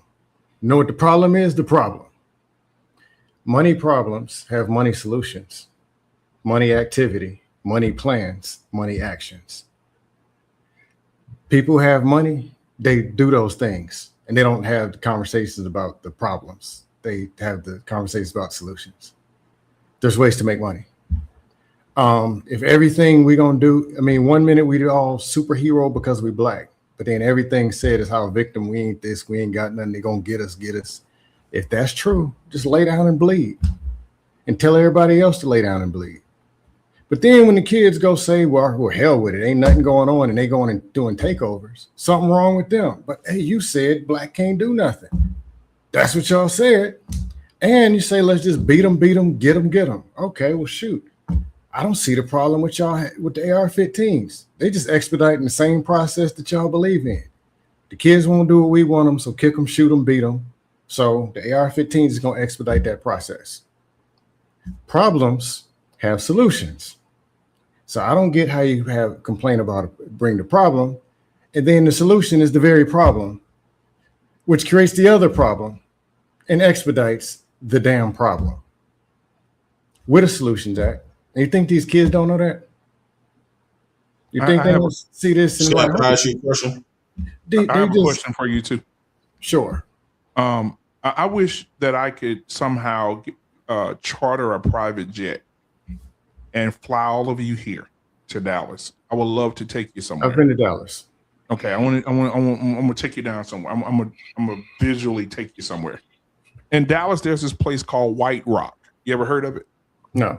Okay. White Rock has all the houses in White Rock is on a lake. They call it White Rock because it's built directly on White Rock. And it's a beautiful lake out there. It's probably a 9-mile trail if you want to walk it. It's beautiful. All the houses in White Rock are 7 figures, all of them. Okay. And it's thousands of them. And one of the things that baffle me is that I drive through there and you see all the G-Wagons and you see the nice houses and you see a man playing putt-putt on the roof of his home with his friends, and you see these are beautiful homes, brother. And you drive through 3 minutes away, 3 to 5 minutes, I'll give it 5. It's all of a sudden you hit a pothole. 5 minutes away. I'm gonna go live one day and do this shit. You hit a pothole 5 minutes away. Boom. That's when you know you on the nigger side of town. Listen to me. You hit that pothole. That's how we know. When you hit that pothole, sometimes I just smile because you know when you hit that pothole, the roads get bad. They get real shaky. The gas station's full of homeless people and shit. You know where you at. Now, I'm saying 5 minutes away, I don't see no motherfucking homeless people at the Specs liquor store. I don't see no homeless people at the goddamn 7-Eleven gas station over there where these rich-ass white folks at. They 5 minutes away. Why won't they go over there? I'm trying to figure this out. So I get into the black neighborhood. Once you get into the black neighborhood, you see it smell different, look different, cars all fucked up, shit everywhere. Then you get out of there, and then you start smelling tacos. 5 minutes out of that is Mexico, Little Mexico. That's what we call it, Little Mexico. It's Mexicans everywhere. What's the question? No. It's not the question. I'm getting to it. Oh, okay. I'm saying, what I'm saying is, I'm trying to get the visual of it. What I'm saying to you is, here in Dallas, the white folks show you 5 minutes away, we're showing you niggas that you are niggas. You can never live this way. You can never have this. And somebody said it earlier. I think it was R. Payne. Somebody said it earlier that it's passed down generational money to these people. Some of these people that live there, these ain't no way a 26-year-old, 24-year-old white man living in these houses, these $4 million house, and he ain't no doctor, no lawyer, no nothing. This is dust. Absolutely. How so? I'm telling you what I'm saying. You need to come here. I'm telling you, brother. Okay. I'm telling you, when you get into the black neighborhoods, you don't see nothing. That's what I'm saying. Representation means everything. Representation means everything. If you drive into a black neighborhood, how you going to encourage black people to do black excellence when they don't see it? I grew up in that. They don't see it. What are you talking about? I grew up in black neighborhoods. What are we talking about? But hold on. If we don't see it, everybody who's black on this panel just be broke because we ain't got nothing. It's one or the other. There's more broke white people. They dust more. They have more dust. They have more broke. But you just picked the narrative to say the white people got all the money and us black ain't got. That's not what I'm saying. I'm saying you got a savings account probably with some money in it. I do. Do you have a house or the It's not the answer for black folks, bro. What I'm saying is You got some money, or did they burn it in Tulsa? Anybody got anything? Let me ask you a question, because we ain't gonna clown Tulsa. I'm not gonna let you clown Tulsa. Because a lot of people died, burned, lost their children, died, slaughtered, killed. But according to you, we're not gonna make fun of that though. What I'm saying to you, white people got it all and we ain't got nothing. And that's not what I'm saying. That's not what I'm saying. What I'm saying is there's no representation. If you're telling people black excellence is where it's at, then okay. So my thing is this: go right now. Are we failing or excellence? Which one is it? I'm asking a question. This is my question. Choice test. If you think that black people are living in excellence, and then if you want to show kids excellence, then take them to excellence. They got to see black people living excellence. I can't take everybody to Oprah Winfrey's house. They need to see it.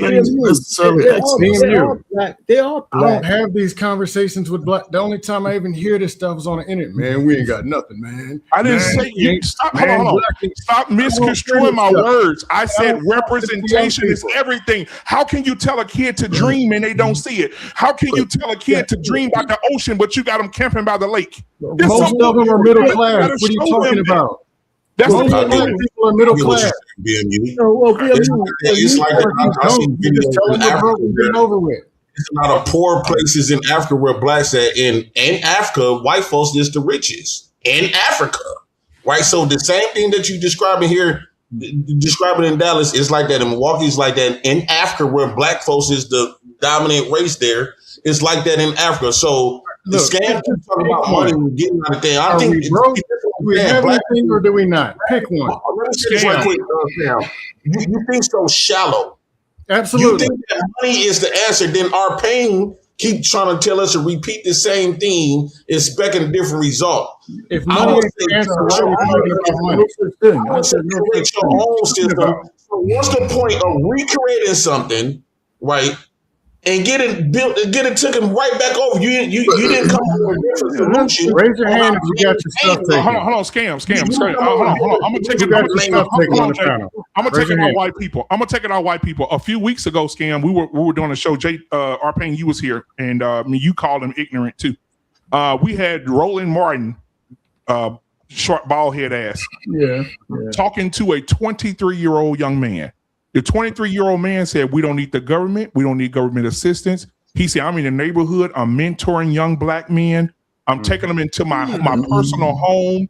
He said, I, at 23, just took out a loan. I got saved up some money and bought an old school.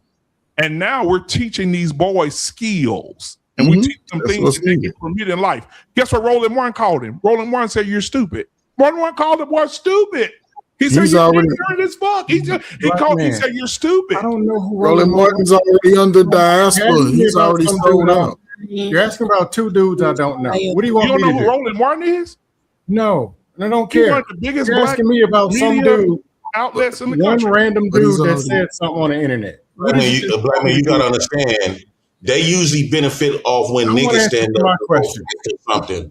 That's when they benefit, right? Everything that these black bullets talk about or have benefit from, it came from actually the niggas that they look down on. Hold on. So I want to answer my question. Let me finish this statement right quick. Everybody else get the chance to finish their statement. That's bullshit. You jumped in on. You've been talking all night. I ain't finished what I was saying, but I ain't get an answer to my question. Hold on. So when it comes down to all of the rights that we do have, pick one. Which one? When it comes down to all the black men, this is what I'm saying. You gotta pay attention to who you speaking to.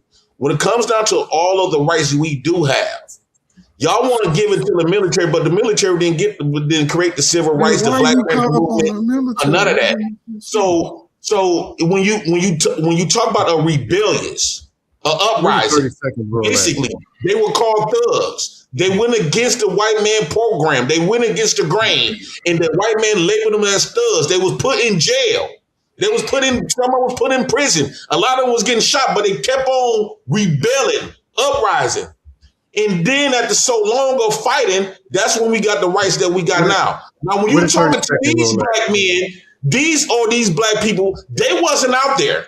They weren't the type of Malcolm X talk about these people. They weren't the type of people that was going against the white man grain. They believed in everything the white man said. And the white man you gotta land nothing more than a slave catcher in 2026. So Jay Prince, Scam likely got a question for you. We talking about slave catching the teenagers. Anybody listening to this dumb shit? Okay, so Scam, like, what's your question? The question: are we winning? Are we losing? Because I guess I got to tell these kids something. Which one am I telling? We can't have nothing because of Tulsa. We ain't got nothing. All us broke. We ain't nothing. Black ain't nothing. They gonna get us. If that's you don't have no power, you don't have nothing. Finish, Jay Prince. Are we gonna win? Are we gonna do something? Is it solutions, or is it gonna sit and talk about the problem? Okay, now and then let me say this to you. That phrase that I said a few minutes ago about having representation, and you can't camp by the lake having ocean dreams. We have representation. Hold on. I got that from the actual soccer coach for what's the young man's team? He was mentoring the young men, and the young men they were very bad little boys. Oh, they were terrible. They was all over the place, stealing, getting in jail. Okay. And he said to those kids, "We need to learn how to dream. You know how to dream." And the young men told him on the documentary, y'all got to watch this. The young men told him, "Man, we don't give a fuck about that." Blah blah blah blah blah blah blah blah. Right. You know what he did? He took a school bus and drove them to the coast of California. Some of the boys had never seen a beach before in their life. But Black man, you're doing the opposite right now. It changed. You're doing the opposite. Black man, you're doing the opposite. Instead of talking about what black people do have, when most of us are middle class, most of them made in the ghetto, broke, bleeding. We won't get the ladies in here after you because they pay. You and some of y'all on the panel are not starving to death, and nobody burnt your house.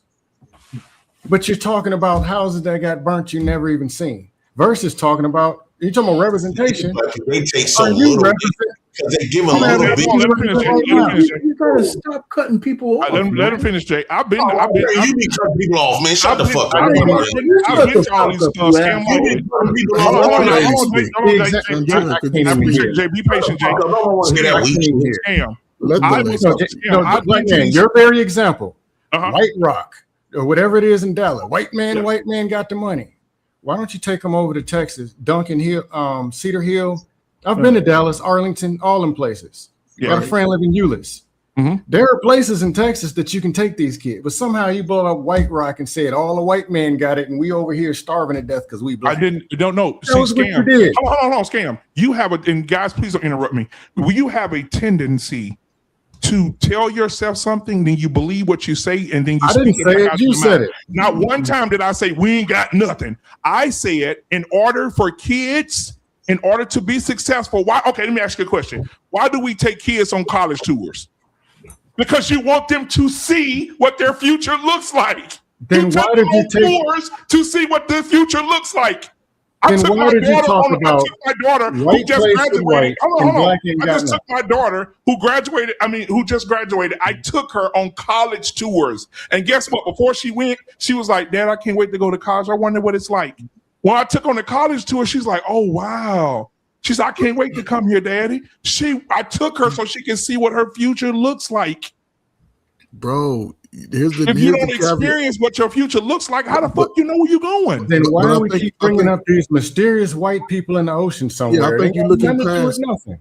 because you said the dynamic where we struggling in, right? You, the father, took your child, right? Yeah. You took your child. You didn't rely on somebody. And that's the thing, right? It's a difference if we dream and we just talking about it, but people are still in position to say, you know what? I'm tired of talking about the damn beach. Next Friday, when y'all out of school, we're going to load up our shopping bags and we going to the damn beach. And we're going to talk about all the possibilities on the way to the destination. We would spend $2,000 to take our nasty friends on a damn cruise, spend up all the Christmas money, but the kids is at home over little Lurley's house, probably getting abused and molested. But again, we are in a but that's what happened to the young folk when parents ain't engaged in the child. Instead of saying, "Let me focus on something other than myself in the moment," because I didn't have an opportunity, but my children can have an opportunity because I'm gonna take them. I'm not gonna wait on the school bus or the counselor. I got a child myself. I'm gonna engage and I'm gonna talk to them about the racist shit that be going on to look out for it.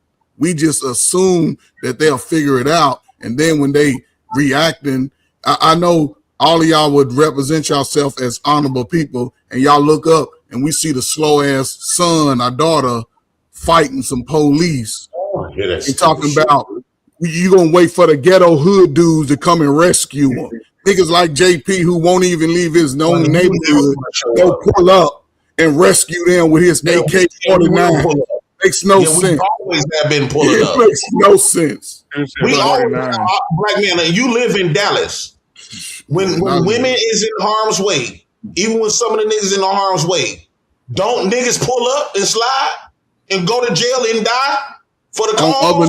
On other niggas. What we talking about? It don't pulling matter. up on nobody, man. Jay Prince, hold on. You asked me a question. One of the things that I saw here in Dallas since I've been living here, since I moved from Louisiana, one of the things that they had a Robert E. Lee statue that were taking down at the city hall. And there were a lot of rebellious white people saying the statue not coming down and we'll die tonight before we let that statue come down. So they came out in droves while the black people were out cheering. And y'all could probably look this up on YouTube. It went down. The black people were on this side. The police officers came on the horses. They had the horses separating the black people and the white people. White people saying spitting over the horses at the black people, right? And the big ass riot broke out. I mean, a lot of motherfuckers went to jail that night. It was motherfuckers everywhere. It was black dudes beating the fuck out of them skinhead white boys fighting the black dude, black women dragging the white girl. I mean, it was bad. I was there. I saw it with my own. I was there, and I was like, "Damn, this is the first time somehow this changed the world." Like this. This is what needs to happen amongst black folks. I think that we've been running from this for so long. And so we've been talking about getting a job. At first, we used to have to worship, try to be the most moral person practicing Jesus. We done did all of that, and we still got zero respect. We still got punked around. I think that we should let it happen. I think that if these white people do want to kick off a war, don't let these people tell you that you can't beat them. You should. I think that we should let it happen. I think that it's time for black men specifically to stand up for themselves with violence. All this other stuff, we have tried all of that. Now they sitting up here talking about targeting your kids boldly, publicly. They ain't never said no shit like this online. Well, y'all was gonna beat them anyway, so I mean, why not? But anyway, Black Man. So comfortable with you being a bitch to the point where they know you ain't gonna do nothing. Only thing they know you're gonna do, they understand black folks. I guess it's a Jay Prince. I don't know. They understand black people gonna get scared. So black people gonna that's gonna fear black people. Nobody ever answered my question. Because they ain't gonna do shit with other niggas. Nah. Hold on, Jay Prince. Let me ask you a question. So ask your question, and Chantel, you right after me. Go ahead. What's your question again? I want to answer. What's your question, Scam? And then I'm gonna go to Chantel, and then we're gonna go up to JT and Arpain. Winning or losing? Which one is it? Losing. If it's winning, let's talk about the winning and how the people got there. If it's losing, let's talk about they burnt everything. We can't do this. Take over the kids, beat them, get them. Police, white, and then throw white people in the sky at any given chance. Just not diet, fitness, patience, forgiveness. Not any of the things that actually matter. Let's just reach in the pocket and talk about what happened over there and what's going on over there, and then throw a white man. I didn't see any. I understand you're working out. But I didn't see any fat ass kids over there fighting the police. I saw some very fit motherfuckers that could probably run 4.3, 4.2 down the street. Cool. That's even more the problem. Right. Instead of doing something productive, let's just go in a random street fight with some white people over a statue that don't mean nothing. Instead of doing something that can change and move the market. So, Scam, I got a question then, Scam. Fight over some goofy stuff in the street and act like we didn't do something. So how do we get funding? Hold on. So when I was growing up, they did have stuff Arpain talked about earlier.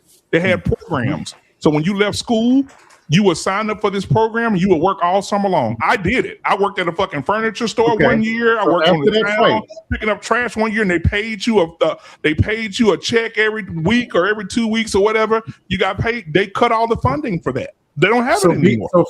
So fighting these white kids over white and black over a statue, that created all the funding for all these programs to come. No. They cut the funding years ago. So instead of working on the funding, let's go just fight some people over white and black. Tell us, because I'm ignorant to the fact. Tell us, how do we get the funding back, Scam? I'm serious. I'm not bullshitting. How do we get the funding back to fund these programs?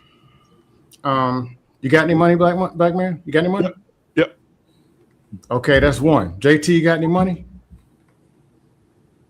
Arpain, you got any money?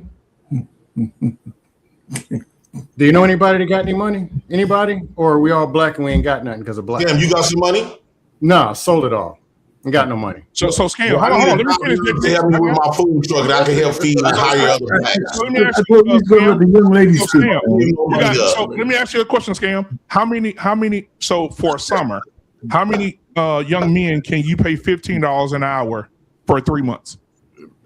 Hey, I'm not the one advocating for. You said you wanted the program. You got the money. You do it. You said you asking you got the money. I'm asking JT. I'm asking JT because he's gonna be real with me. JT, no, don't. Let's not do that. How many Let's just go young fight men can you pay $15 an hour, 8 hours a day for 3 months? I can't do that by myself. I can't afford that by myself. Let me tell you how to do it, BMU. I'm not paying somebody to be black. Let me tell you how we do it, BMU.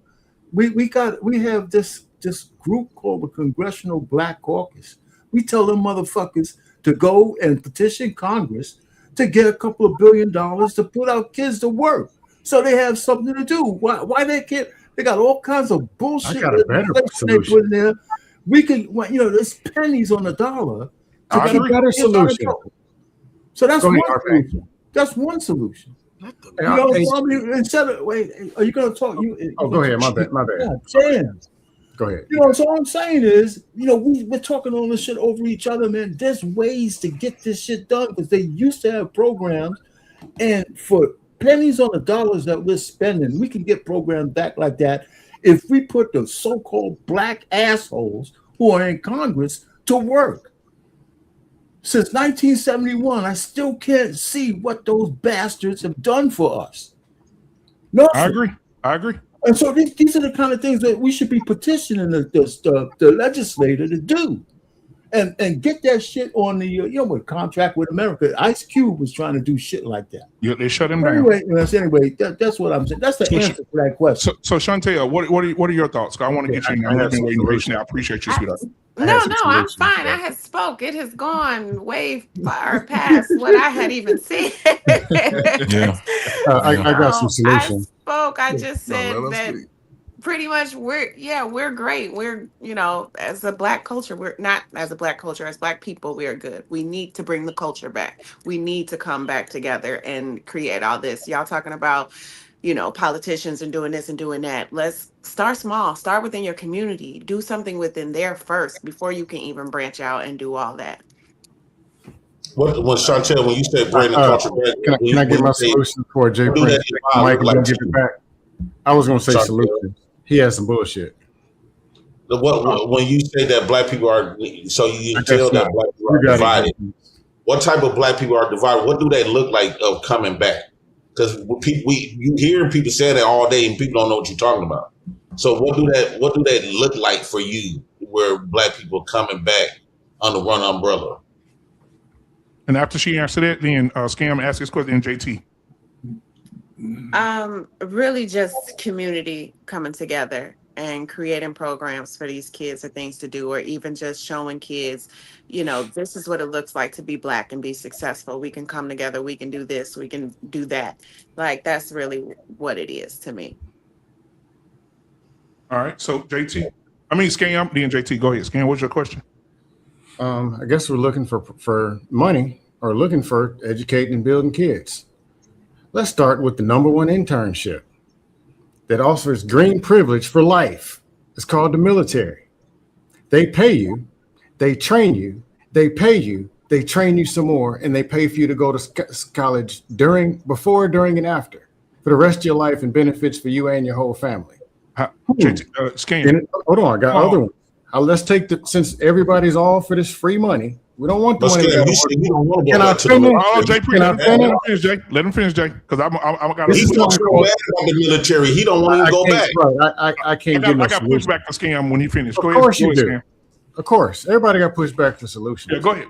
Blue privilege. Go ahead. I have friends who are retiring at 43, 44. Mm-hmm. Blue privilege. Police office. There's also firefighters. Red privilege. Why not people become the very police officer they keep complaining about?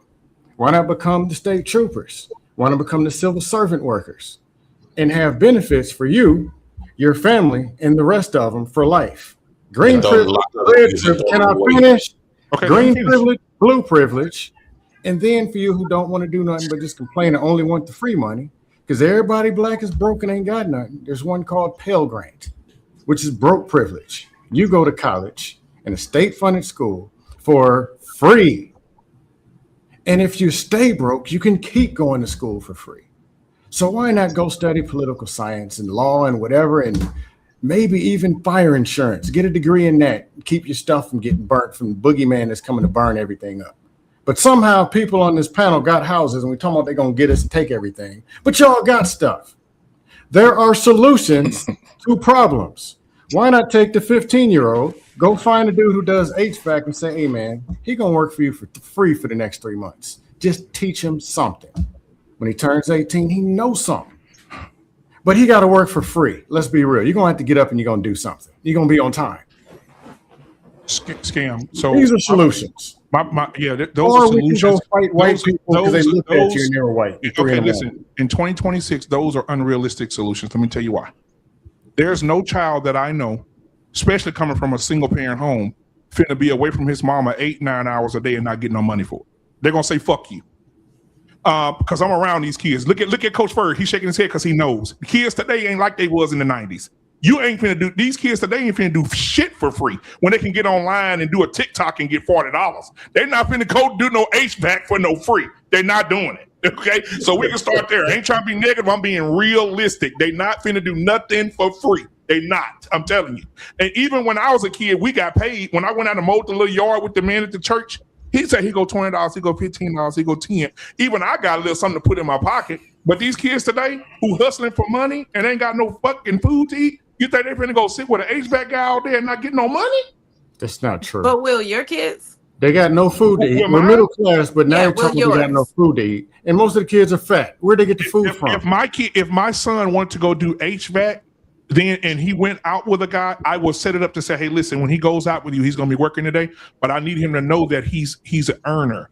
So when he gets there, me and you can work out something where we can pay him together to get out a financial plan where we can pay him, we'll figure out what we're going to pay him. I pay half, you pay half. But if he's out carrying stuff for you, carrying pipe for you, helping you dig up stuff, and you wearing them down all day for 8 hours in 110-degree weather in Texas, you got to put some in his pocket or it's going to drain him. He ain't going to want to come back.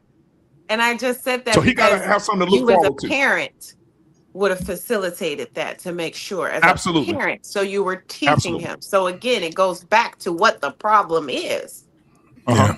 The parents. So Yeah, you're talking absolutely. about I the agree. kids that ain't gonna go out here and ain't gonna work and ain't gonna do it for the dollar. Why? Because they parents aren't behind them and teaching them the morals and the values of what I is going agree. to come from it. I agree. This I agree. contradicts itself. There are kids out here that are saying, what do you kinda want to been do? a You go slave. a doctor, and you have mamas that say, who paying for that shit? You see what I'm saying? I mean, you're right. I agree. Trey Bird, or it could be people just try to be enslaved. I think all the jobs and stuff is online now. All the money, financial opportunities. I think that was something of the past. I think that y'all keep holding on to the past. People don't even be outside no more. So when y'all even talk about programs, kids don't even want to go ride bikes. They don't want to be outside. Parks be empty. All them nice parks be empty. Why? They in the house making money off of Instagram, TikTok, Twitch, YouTube. I'm Then why not teach them how to do that then? If they're in the house, banking, right now, everything is just, all the banks in society damn near closing down because of the online banking. You understand? We have entered a new world in 2026. Everything is online, social media. Not everything ain't online though. Teach them how to do stuff online. That you don't get benefits from or live in. So you can build your channel and get millions. Anytime making millions. So watch this. Hold on, Jay Prince. Why not have them follow a TikToker and make money online?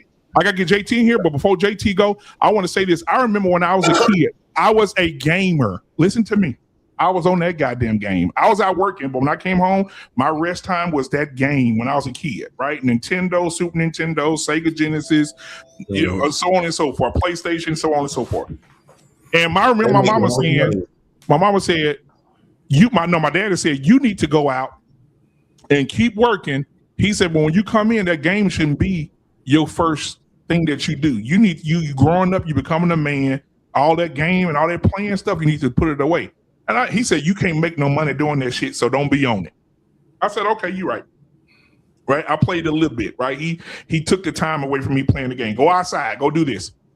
Guys, today, you can get an account with your PlayStation 5 and get on Twitch. And you can make up to 10 grand a month playing Madden, showing people how to play, showing people how to get through little corridors in the games and little games that's hard for people to pass through. They logging in saying, damn, he doing that part today. On Call of Duty, he's showing you how to shoot, how to throw the bombs, how to do this. And they're making, I'm looking at it right now. They said the average earner on Twitch right now is making between $500 a day or $10,000 a month playing the game. Yeah, but this great gamers. Hold on, great, because now there are programs now. EA Sports. If y'all not familiar with this, EA Sports EA Sports is hiring some of these motherfuckers they see on Twitch. Some of these motherfuckers they see on YouTube. They're hiring them to be a part of their graphics team to play the games before they put the games out to the market.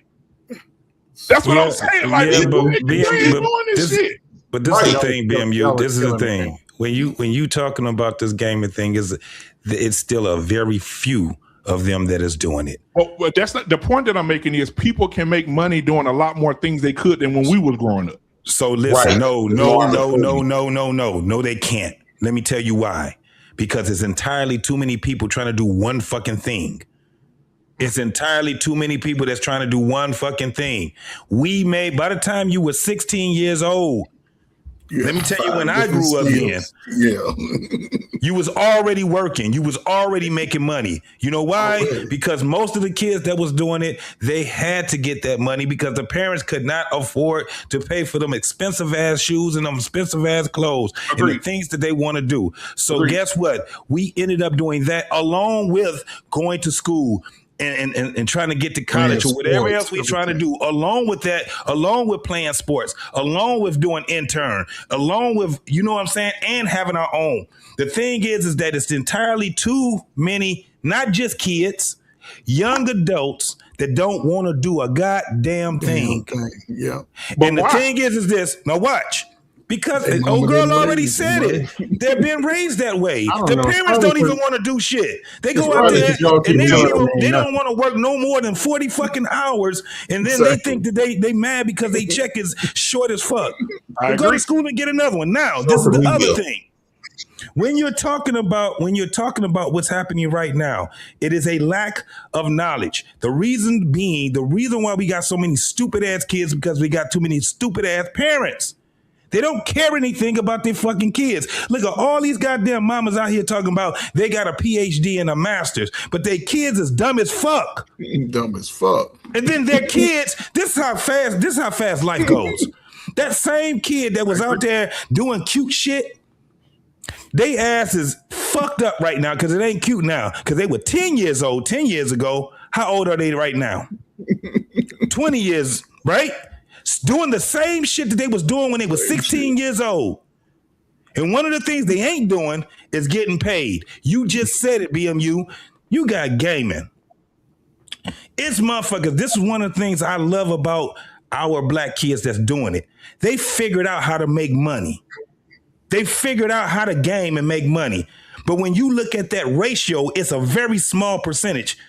Out of all the motherfuckers that's playing games, that's out there on PS5, yeah. And I'm talking about including fucking adults, ain't got a fucking job, but they own that motherfucking PS5 all fucking 8 hours, 12 hours. Yep. Agreed. So what we have is a lack of knowledge right now in the disconnect. Let me tell you what I mean by the disconnect. We have black folks that are doing some excellent fucking shit, bro. I mean, excellent. We got 14-year-olds that's in college getting their bachelor's degrees. Black little girls and black little boys. We got black 13, 8, 10-year-old entrepreneurs. We got them. Question for But they're connected. They're not connected with the other ones. It's a big, you can see the delineation. The ones that's doing what they supposed to do, they're learning. And one of the things that they ain't got to have parents that would just great in school and shit like that. They just got determined parents, right?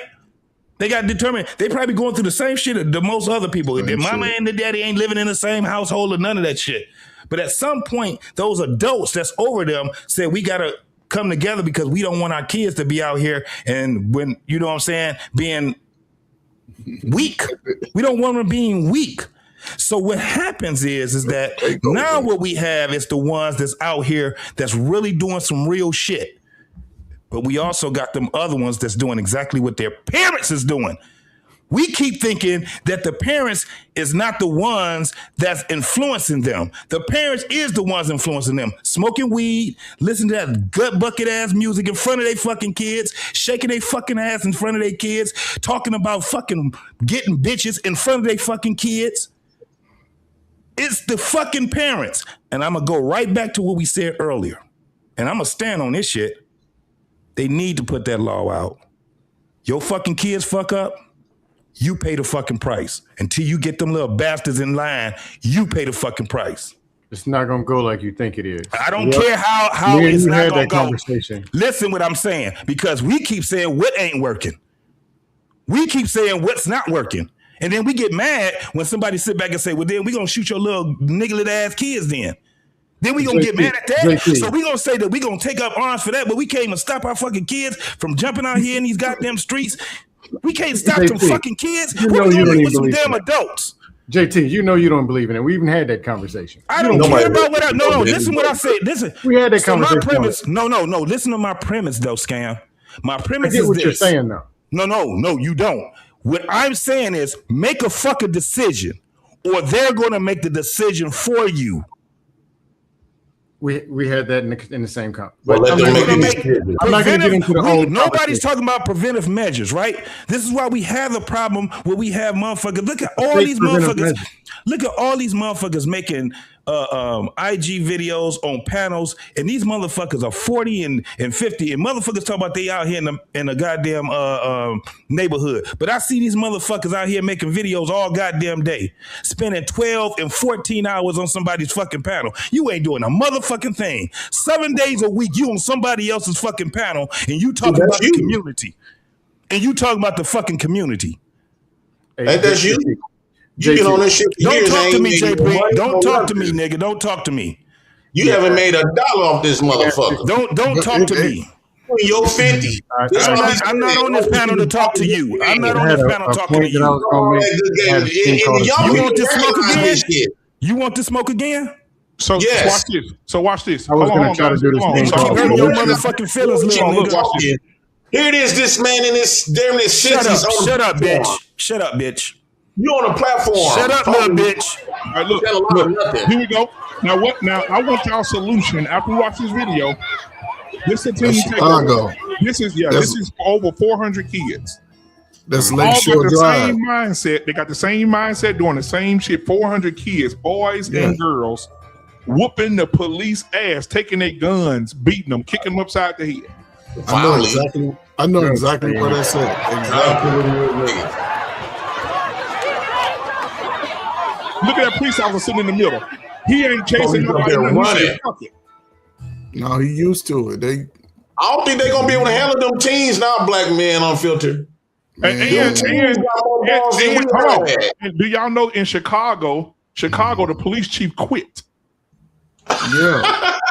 I would too. I would quit. I would quit, and I would leave that fucking city. I'm not doing it. So what's your solution for that? I want to hear solutions. Go ahead, Chrissy. I want solutions. Go ahead. No, you don't.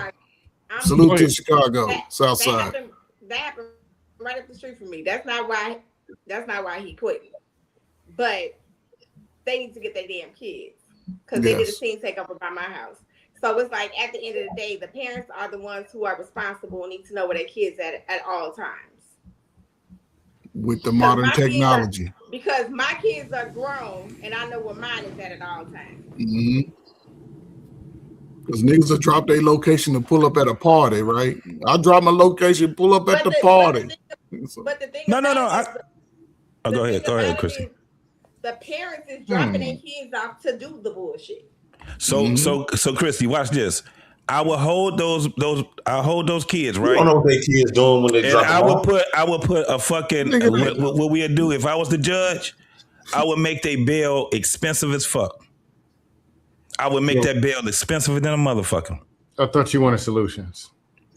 I don't. No. It's not that I want solution. The solution is take care of your. I'm telling you, you better take a hold of your kids, or we gonna make the decision for you. I don't give a fuck.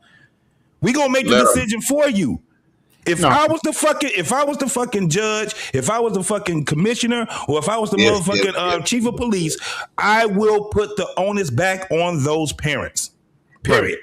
Right. Black man, you asked for solutions. So scam, let me be direct with my solution. You said no. Right? Do you? What are your? Because I know you said this is your thing, Scam Likely, and this is for Scam Likely only, guys. Because he asked this question. I know you don't like kids to be physically disciplined. I know that you physically abused. Mm-hmm. It's not abuse, but okay, we'll say. He's a liberal to the core. Chrissy, can you say it again? Because you're a mom. What did you say? If you knock the shit out your child, that ain't abuse. Okay. Right.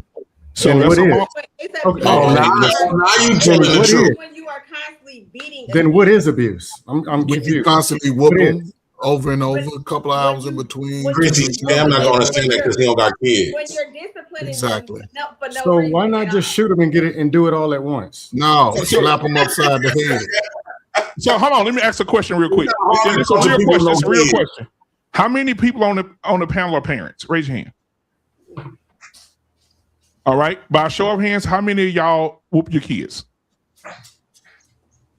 Beat the dog shit out of them. R-Pain, you never had to discipline your kids physically? Y'all are proving my point. No, not really, man. I you know what? I had girls, man. I didn't want to hit my girls. So your wife whooped them? 2 boys, 2 girls. Yeah. They all got their ass whooped. No, my wife didn't. No, she wouldn't do that. They were my girls were great, man. They were very disciplined, man. Chantel, wait a minute, hold on. Chantel, what you say? I said I got 2 boys and 2 girls. They all got their ass whooped. Thank you, Chantel. Y'all are proving my point. I didn't beat my girl. But the dynamic if is somebody were watching proving your point of that I have great kids Ain't none of them been in the system. Okay, Now somebody that's watched- See, no, but wait a minute. Let me say this. Let me just say this though. if somebody watched this replay, would they If I see had discipline? sons, Yes if or I no? had sons, they would have got their ass kicked. I just didn't want my girls to see a man who loved them put his hands on them. Well, you had a mama there I didn't to want them to replace know that. that. I didn't want them to see that's that. I most didn't want them to think that fathers. love- Most fathers don't put their I feel children. just like you, right? I feel just like you. But it's a difference when you have to see the only time you are able to be the good guy as the father figure of your daughters, because you got mama there to take care of the bad shit. But if you full time like I am, come on, man. Oh no! When That ain't got nothing to do with it. You're gonna have to instill discipline, but it's a lot of good that comes out of that though. So a lot of times, like when you talk to these women nowadays, they never had that type of discipline from a father because they always. This is why these women always expect nothing but rewards from men, but not type of discipline because of fathers like you, right? No, Because I promised my girls. I just didn't. let me explain why. Because what they view from a man is gifts and always nice and remove them from any accountability, right? Because that's how you believe that you don't want your daughters to experience that type of stuff from men, as if our mamas whooped our ass, right? So now when I get in my kids' life, they getting the good parts. They got PlayStation 5s, all kinds of shit. But I also hold them accountable when they get out of pocket. And guess what they're gonna do when they get older? They're not gonna feel if a man trying to tell them something right. Guess what? They're gonna be familiar with this because they daddy. So they're not gonna take offense of a man that try to correct them because they grew up with a daddy correcting them. I hear you, JP. I didn't say I didn't. Somebody wanted solutions, but I guess I no. didn't say I didn't. Everybody beat the shit out of each other. So let me ask you And this. then we're gonna blame the takeover and call it a problem. Hold on, And after the takeover, Scam, let me did ask their you a behavior question. get better? I want I'm to just preface this. I want to preface this, Scam. Probably got to make sense. So I'm going to preface this, Scam, because I know you don't have children. I want to ask you a question though. That cop out ain't gonna work. No, he can't relate. So everybody on the panel say you can't relate. You can't relate. Okay. The lady said you can't relate, Scam. So listen, let me ask you. So Scam, Beat if you your had husband too. I'm just saying. just Since it's the parents' problem, years ago, Scam, you can't relate. you hypothetically speaking, if you had a son and your son was snuck out the house and went did a Here's team a what if. takeover and the police brought him home, what would you do to your son? I bring him up on the panel and say, No, serious. I'm being serious. If the police brought your son to the door, hold on, I got it. If the police brought your son home to the door and said, "Hey, Mr. Scam, your son was a part of a teen takeover. We're not going to arrest him, but I'm going to bring him home. But your son was very unruly and disrespectful to us," and he hands your son back over to you, what would you do to your son at that point? You And he gonna gonna knock the fuck find out you. of them. That's what He you gonna fine you $15,000 because they're gonna start fining these Yeah, parents them a fines large gonna be a sum of motherfucker. money. But Scam, what would you do, Scam? Your son did that. Okay, back to solutions. I was trying to talk to, He which can't y'all don't relate. want. You want to make it about beating He shit out of can't everybody. relate. He's talking about some damn solutions. No, I can't get any Knock the answers to fuck any of out my your questions. kid. That's So what why you don't? No, hold on. Police Why come don't? to my house and All right, break cool. Why don't you knock them out before the police even get there? There you go, No, Chrissy. Why don't you just beat them No. for breakfast, lunch, and dinner so they Mama never bear ask coming out Then now. they can be the Hold on, y'all. president. But Scam, I want Scam to answer the question. Scam. You probably do. Okay, hold on, Scam. No, Black Man, I got you. I got your answer. If Since beating works so good, I would have beat them soon as they were born, so they could have became the president. No. Scam, just answer the question. I gave you an answer. If I call on Scam, No, I believe in proactivity. You want I don't believe solutions? in waiting till something bad happens. If you don't believe in, at first I will start with my wife.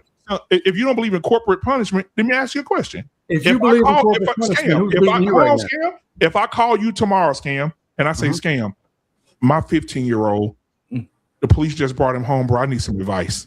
My 15-year-old man, he never act like this before, Scam. And my son, the police just brought my son home, bro, and he disrespectful as fuck. Scam, what advice? What should I do, man? Give me some advice. What would you tell me? Yeah, what would you tell me? I would tell you to go review a lot of your behavior on the very panels and ask him where he got it from. Where did he learn disrespect? Where do you learn how to talk to people and how to react and just blow up and start snapping? Where was that taught? Listen, come on, man. Are we discounting Where was this you taught on how to resolve conflict? Hold on. That's what I would ask. Why is or do you want me to tell you what you want? No, hold on. I'm gonna give you. There's two sides. Either that, which is really actually getting to the root of the problem, trying to correct and redirect the behavior, or since beatings work so much, beat them before they do anything bad.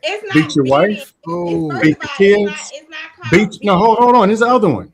Make sure you have 15 people beat yourself, because I can tell, starting with breakfast, lunch, and dinner, bad decisions that y'all make on a daily basis. If it corrects behavior, let's start all the way at the top, at the leaders, the men. Then have them beat their wives. Hey, hold on. Scam, let me ask you a question. Hold on, Scam. I'm gonna put some. But somehow the man's sitting on the couch. Let me take you to the classroom. Let me take you to this class because I know these people on this panel. JT, Chantel, Chrissy, all y'all on the panel, Trey Ferg. How many of you guys had really good parents that took care of you and made sure you had everything you needed? Everybody's a good parent on the internet. Come on now. No, Scam. All parents is perfect. I'm asking them what they parents and were everybody like. can be a troll too. Yep, Clearly. Chantel. No, it takes. Did you have good parents, Chantel? Chantel, did you have good parents? Yes. JT, R-Pain, Chrissy. Yeah, I'm a military. Trey Ferg, you talk about your dear father and your parents all the time, right? Jay Prince, I know you lost your mom early or whatever, so God bless her soul or whatever. But my dad was straight too though. Okay, so let me put it to you like this: if we all had really good parents in our household, now let me ask the second question. This is the part that I really like. Even though we had good parents, I had good parents too. Even though we had good parents, how many of us still did dumb, stupid ass shit against what we were taught? By a show of hands. Yeah, everybody do. Wouldn't that mean that it wasn't taught? Exactly my point. It does not. You talk about it's a reflection of the parents. You can have really good parents. You can have really good parents. You can have really good parents. To do right. You can still have really good parents and still fuck up, make mistakes, do dumb, stupid ass shit. You can. Really? But Black Man Unfiltered. To JT's point, should his mom? What is a good parent then? Because of the shit that he decided to do on his own choice, and you're good. Don't you learn from the consequences of your actions? Exactly. You learn. Consequences don't teach. Because again, they interfere with the teaching process. But listen, I don't know how many of y'all had sisters growing up. I have 5 of them damn I got 5 sisters too, boy. And here's the thing though, because as a parent, I had to learn this in real time with my son, right? That's why you look feminine. As a parent, they don't always. JT, I'm so feminine, you can't even leave your state. So, but again, you talk all these weapons. You got all these weapons. JT, I'm so feminine. You committed petty crimes to go to jail. You ain't do nothing. You ain't bring your weapon to the when you ain't bring your hold up. You didn't bring your weapon when you were stealing M&Ms out of the candy store, but you was a gangster. But anyway, our pain makes a good point in reference to having girls, right? Because after a certain age, if you got parents that are paying attention to you, getting on you when it comes to important stuff, when you get ready to throw a rock and bust somebody's window out, by the time you 12 or 13, you done with that. You might make a dumb decision and cut class and do something, but you ain't going out here letting dirty dudes dirty bums on the street influence you to go rob Miss Betty and to go smoke all the dope you can do and say no, because a woman and man raised in that family environment, they got to answer to their parents, and they know that, and they gonna choose that. And I'll fight a nigga every day before you think you gonna bully me when I gotta go home and tell my daddy. And by the time you in the 8th and 9th grade, all that cussing out the teacher, all that following nug to go steal candy out of the store, you ain't going with none of that shit. You on cruise. By the time your kid's a teenager, if my kid is going to the teen turn up and fighting some officers, I have failed as a parent. My whole duty as a parent is effed up. I can't even tell my kid what to do. My kid looking at me like I'm a goofy, because when kids understand, the first person they understand about behavior is they mama and daddy. A lot of y'all niggas look like y'all daddy and act like y'all mamas. out here wilding. All right, let me see. But Let me do I'll these super be great. chats. Let me do these super Yeah, chats real quick. All right, we got Okay. True Blackbird, $2. He said living rent free. We got True Blackbird again with $2. He said need judges, appraisers, banks, lenders, informers. We got Through the Fire podcast, RBN $5. Thank you so much, man. He said salute to BMU, R Payne, Mr. Gen X, JP, and the rest of the spare ninjas on the panel tonight. We got Wanna Washington. Oh my God, this is JP's girlfriend. Wanna Washington, 95.97 $5 super chat. Scam is not serious. My dad would have whooped me, grounded me, and took away all allowances and my fun. Through the Wire podcast again, $2 super chat. He said, how can I leave out JT? That's right, man. Don't leave out my boy JT. All right, so back to the conversation. I want to say this. There is no and Trey just made a perfect, Mr. Ferg just made a great point.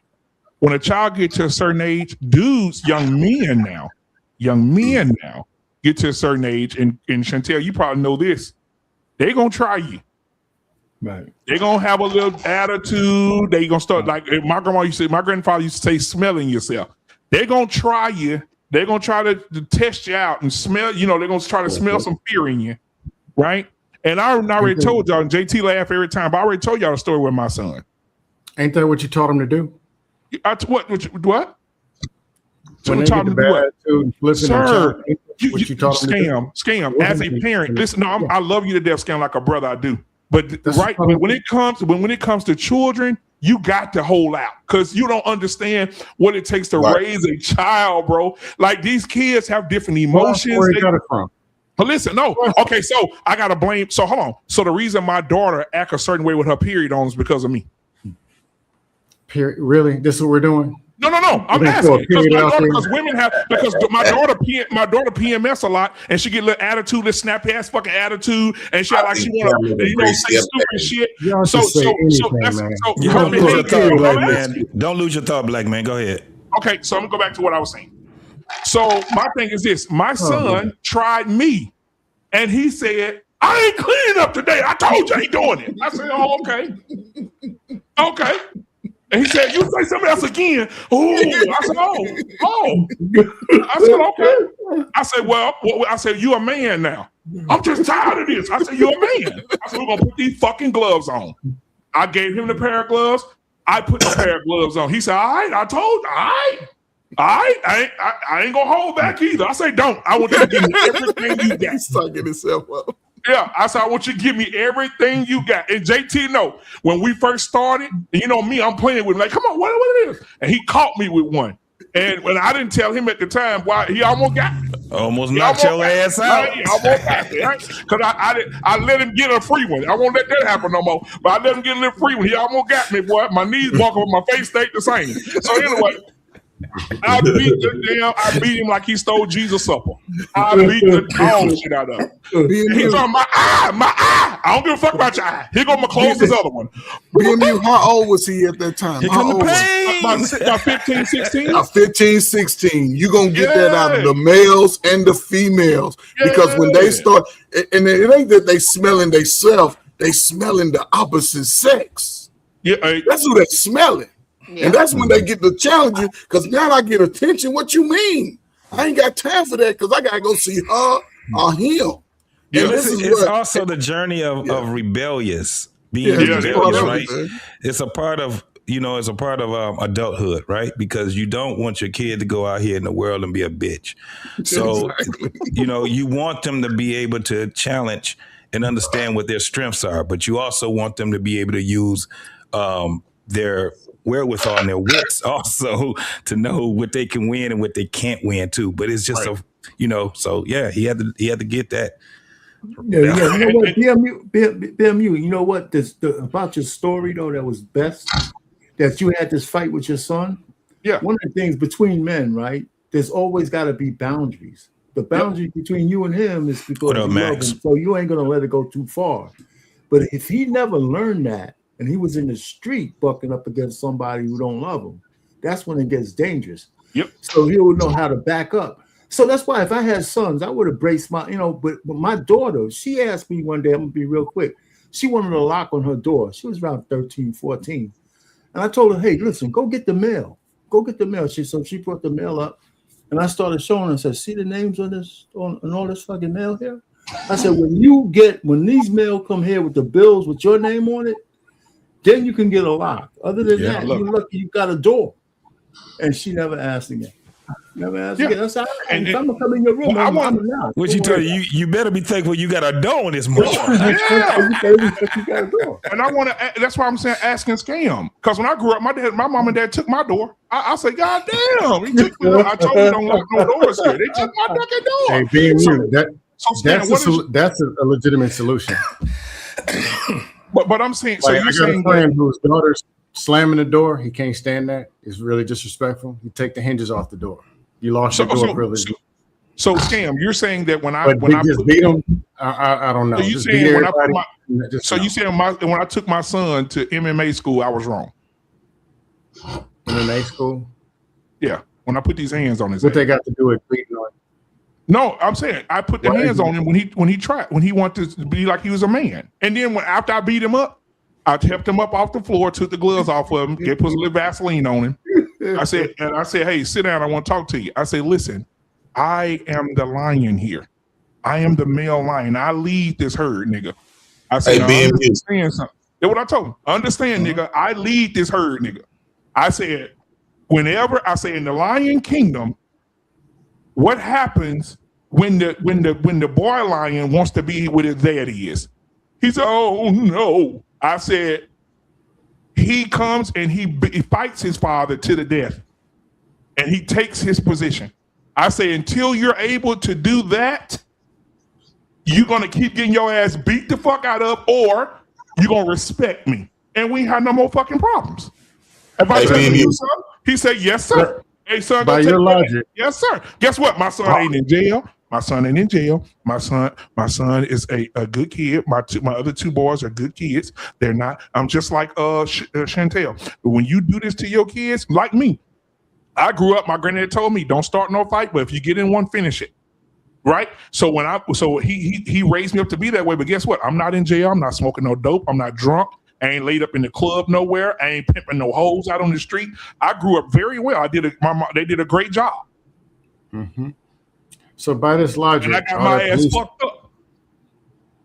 So by that logic, the police take over. Them snatching up and taking. I'll go after you. Yeah, go ahead.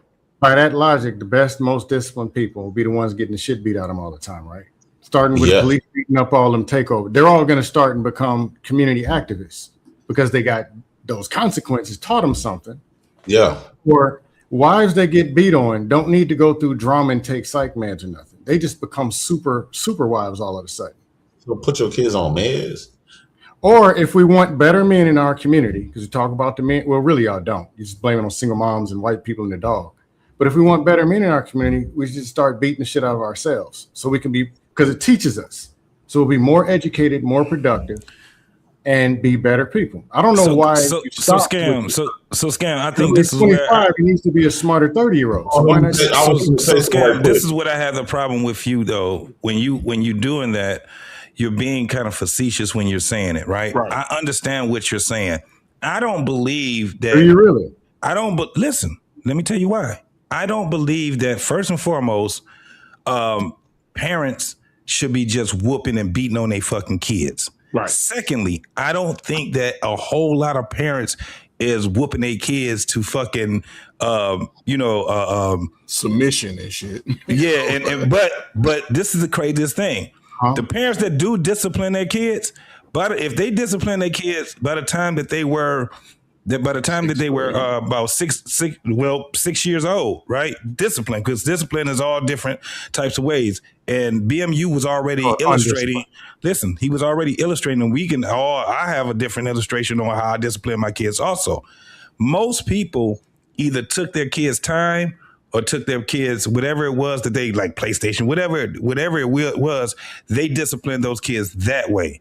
I don't believe that a parent should be whooping their kids out of frustration, first and foremost. However, I think by the time your kid is 14 years old, you shouldn't be whooping their ass. By the time BMU wasn't whooping his son's ass, he was teaching him a fucking lesson because his son did something that was actually serious, right? That was a very serious thing. So he had to show his son that, look, this gonna be worse than life. I mean, life is gonna be worse than this. This ass whooping you about to get, trust me, I'm doing it out of love. But I'm not whooping your ass with a belt and telling you, I'm gonna give you a reason. I'm gonna show you how it is. Fight against the power. And when he fought against the power, he got his whooping ass out of love? Yeah, That's true. Absolutely. Absolutely. What did you do in your That's why I ain't really saying too much because we had the conversation before. And you're not a parent, bro. What do you do to people you hate? Bro, you're not a parent. So you can say, that's why I say you being facetious. How do you beat somebody out of love? What do you do with the people you hate? We already had this conversation. Even God says it. It's in the Bible. Wait, let me kick it to Sam. Hold on, let me kick it to Sam right quick. So Sam, now BMU, these are the people that was making the laws when it comes to CPS. It's always the people that don't. The majority of CPS do not have kids. Trust me, I've been in CPS for years. I agree. So a lot of times they've been making the decisions on how we should act. So Sam, let me ask you a question. You're not going to want the answer. Hold on, let me ask you. Don't do it. How do you feel about the laws? Do you think that we should obey the laws? Why would I bother? You ain't gonna do it no way. Why are you asking the question? Answer the question. Do you think we should have laws? Do you think it should be consequences? No, don't obey the laws. Do what you want to do, Jay Prince. How about that? Do what you want to do. So here's the thing. I know where you. I've been knowing you for years. I know where you stand. I know where you stand at, right? And you just got done talking about sign up to be law enforcement and stuff like that. Guess what? I guarantee you, all the kids that got their ass beat, when they turn above 18, they getting to start fucking up in the streets. Guess what? The whoopings is dead. They be sitting up there begging for a whooping, then have to go to do 50 years in prison. 5 years in prison, 2 years in prison. They're like, man, I'd rather go home and get my ass kicked than I have to go to jail. Well, Jay Prince, answer this. First of all, do you believe you got more ass whoopings than everybody on the panel? I believe yeah. Do you believe you also done the most time and been in jail more than anybody in the panel? Yeah. Well, that already answers the question anyway. No, but here's the thing. I didn't have no parents, though. It means it didn't work. No. I didn't have no parents, though. So it's a difference when they raised with people that actually love you. Domestic violence. So that's a different ball game when you raised with people that love you than you got none of that. I got it. So it matters. Jay Prince. It's actually worse. I'd rather get beat by somebody else. Pause for just a second, guys. That's confusing. Milo and Nala says hitting children is domestic violence. It's correct. Police beating their ass is also domestic violence when they catch them. Listen, so I'm gonna say this though, because somebody says she also said, Mila also says that it's not in the Bible, and so did my brother here.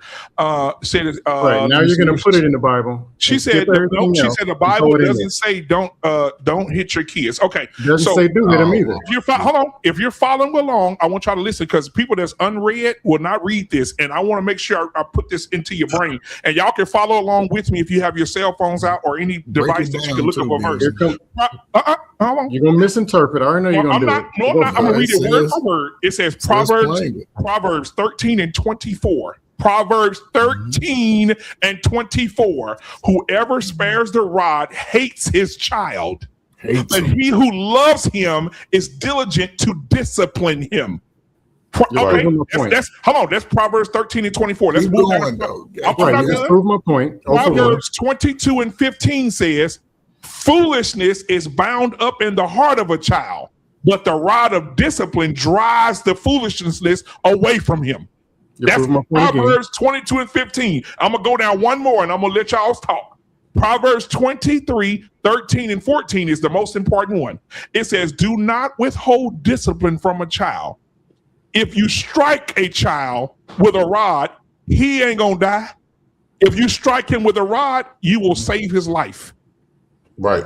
Proverbs 23, 13 through 14. Go read it. It's in here. Do not withhold discipline from a child. If you strike him with a rod, he ain't going to die from it. If you strike him with a rod, you will save his life. That's what it say right here. And being you, this is the problem that we have in our black community. You ain't gonna let me reply. We have, like for an example, No, we Jay Prince, have. let him reply. I want to hear what he got to say. Go ahead. Okay. If striking your kid with the rod saves his life, why do you wait for them? Why don't you just strike them 2 o'clock, 8 o'clock, and 12 p.m.? Why do you wait for them to do bad behavior? Why don't you just strike them and save his life? It ain't just about the bad behavior. Why did you connect discipline with hitting a kid? That's very undisciplined. Never did it say discipline equals hitting a kid. And in the spirit of Rod spoiled a child, he didn't, was it Daniel, I think? He didn't take the rod and start beating on the animals. That wasn't what Do it you was. have nieces and nephews, Scam? Huh? Do you have nieces and nephews? I have nephews. You know what they want? No, hold on. Since you asked, I'll tell you. They wasn't bad. But according to Trey, you just pop out a kid and they just bad, which should tell you something about the parents. Defective kids, I don't know. They are. But anyway, my nephews. That's why the Bible says train. That's why the Bible do. says train up a child in the way they should go. Because if you don't train them, they're gonna be right. So if you beat on them, you probably teach them how to beat other people. So train them in the way they should. That's not true. That's you not just true. said if you're trying to train nonviolent people, you should probably not use violence. That makes sense. Somebody, hold on. Somebody in the chat, because I want to make sure. Somebody in the chat, Milo and Nala, you don't want to do Bible with me, baby, because I'm well versed in this thing. Mila says, it says, what is a rod? The Bible says here, I just looked it up. I chat GPT'd it.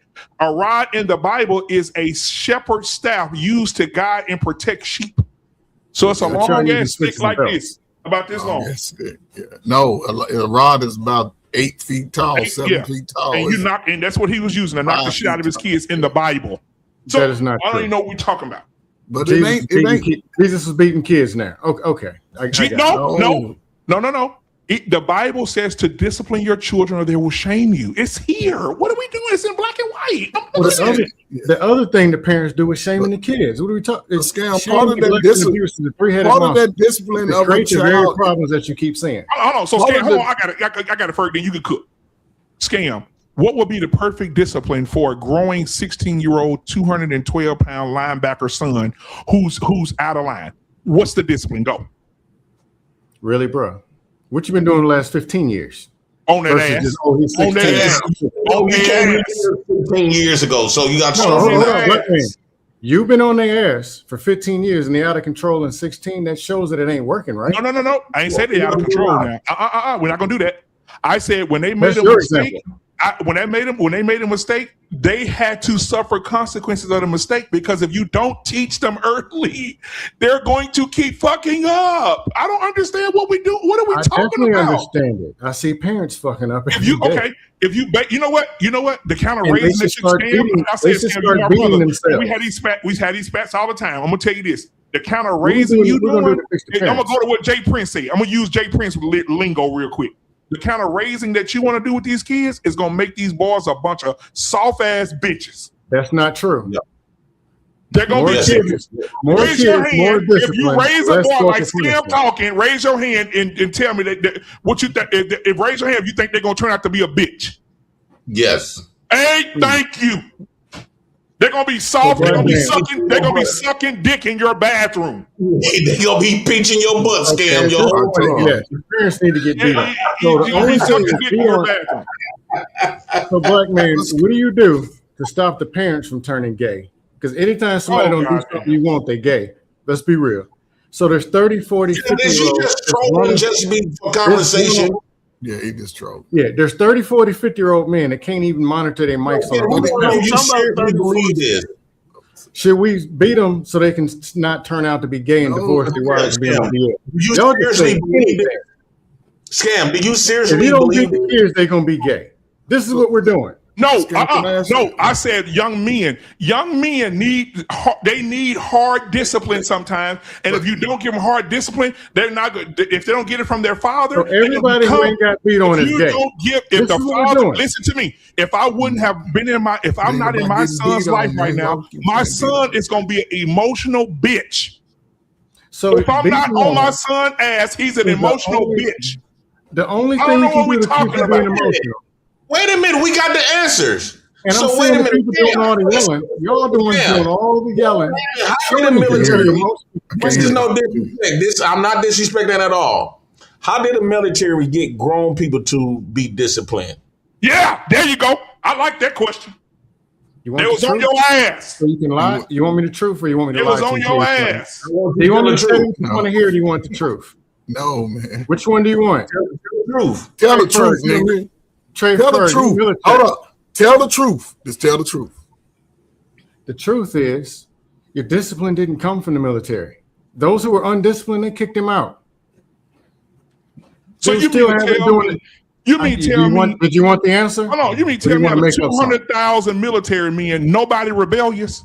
Nobody. You know what they do with the? They know what they kick do them with out. the rebellious.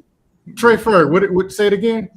Y'all, you and JT said it was gang members in there. They All kinds of shit. But see, y'all, because I'm wrong all of a sudden. Trey Hey, Ferg, hold on. I'm gonna say this, and I'm gonna let y'all have it. I can give you one right now. I should call him right now. I can give you one right now. They'll be on this. They'll be on our show. Tommy B. Tommy B. said when he went in the military, the guy told him to do something. Tommy said, "I'm not doing a motherfucking thing," and he was in the military for how many years? How many years he was in there? But BMU, Tommy B. If he whoops his kid, it's different. He does.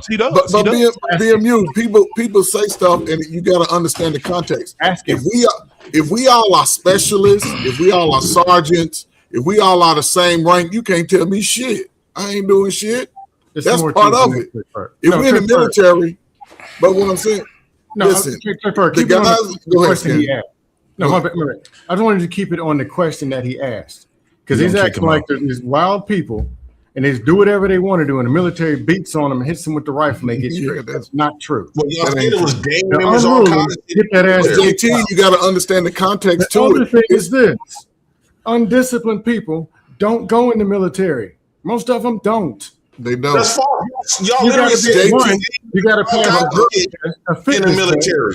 JP, Y'all just said that last week. It was all kinds of men but in the military. yes, there's also the kind of get kicked out. But JP, listen, y'all trying to argue. This going to get it's going to get moot.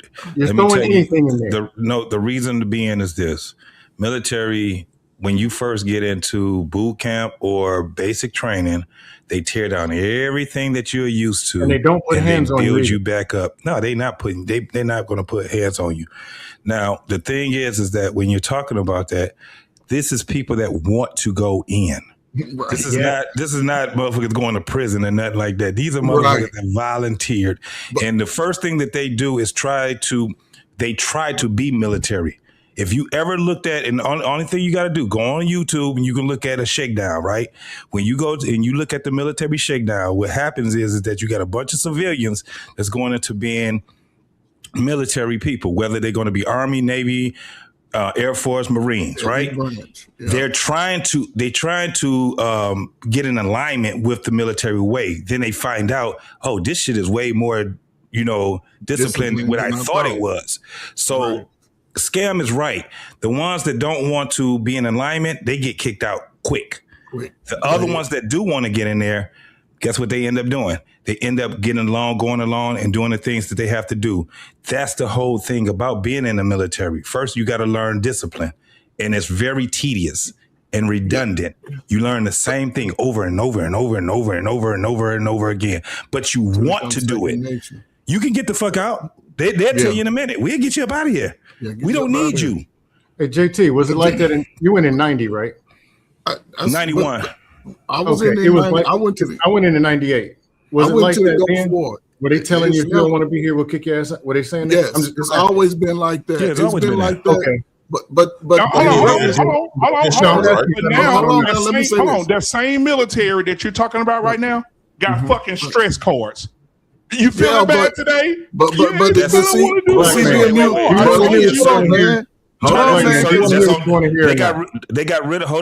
rid of the stress cards already. And when I'm gonna let you go, it's on Trey, but let me just say this. I got you, Uncle Tom. Even with that, what I'm saying though is this: in the military, what you would learn is that it's going to give you a sense of pride first and foremost. It's going to instill about who you are, not America, about who you are as the individual. Right. It makes you a better version of who you are.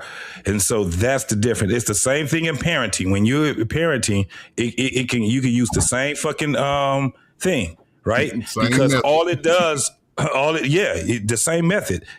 So that's why I said I do understand what Scam like How what do he's it make saying, you but feel better about who you are? What do you mean? How do not that? feel better. No. It don't make you feel better. It make you strive to be a better version of yourself. It ain't about feelings. The military ain't about feelings. Ain't nobody worrying about your feelings. That's just 80s babies growing up. And this is what I'm saying, right? Because JP, it's some dudes that were faced with you either go to the military or you go to jail.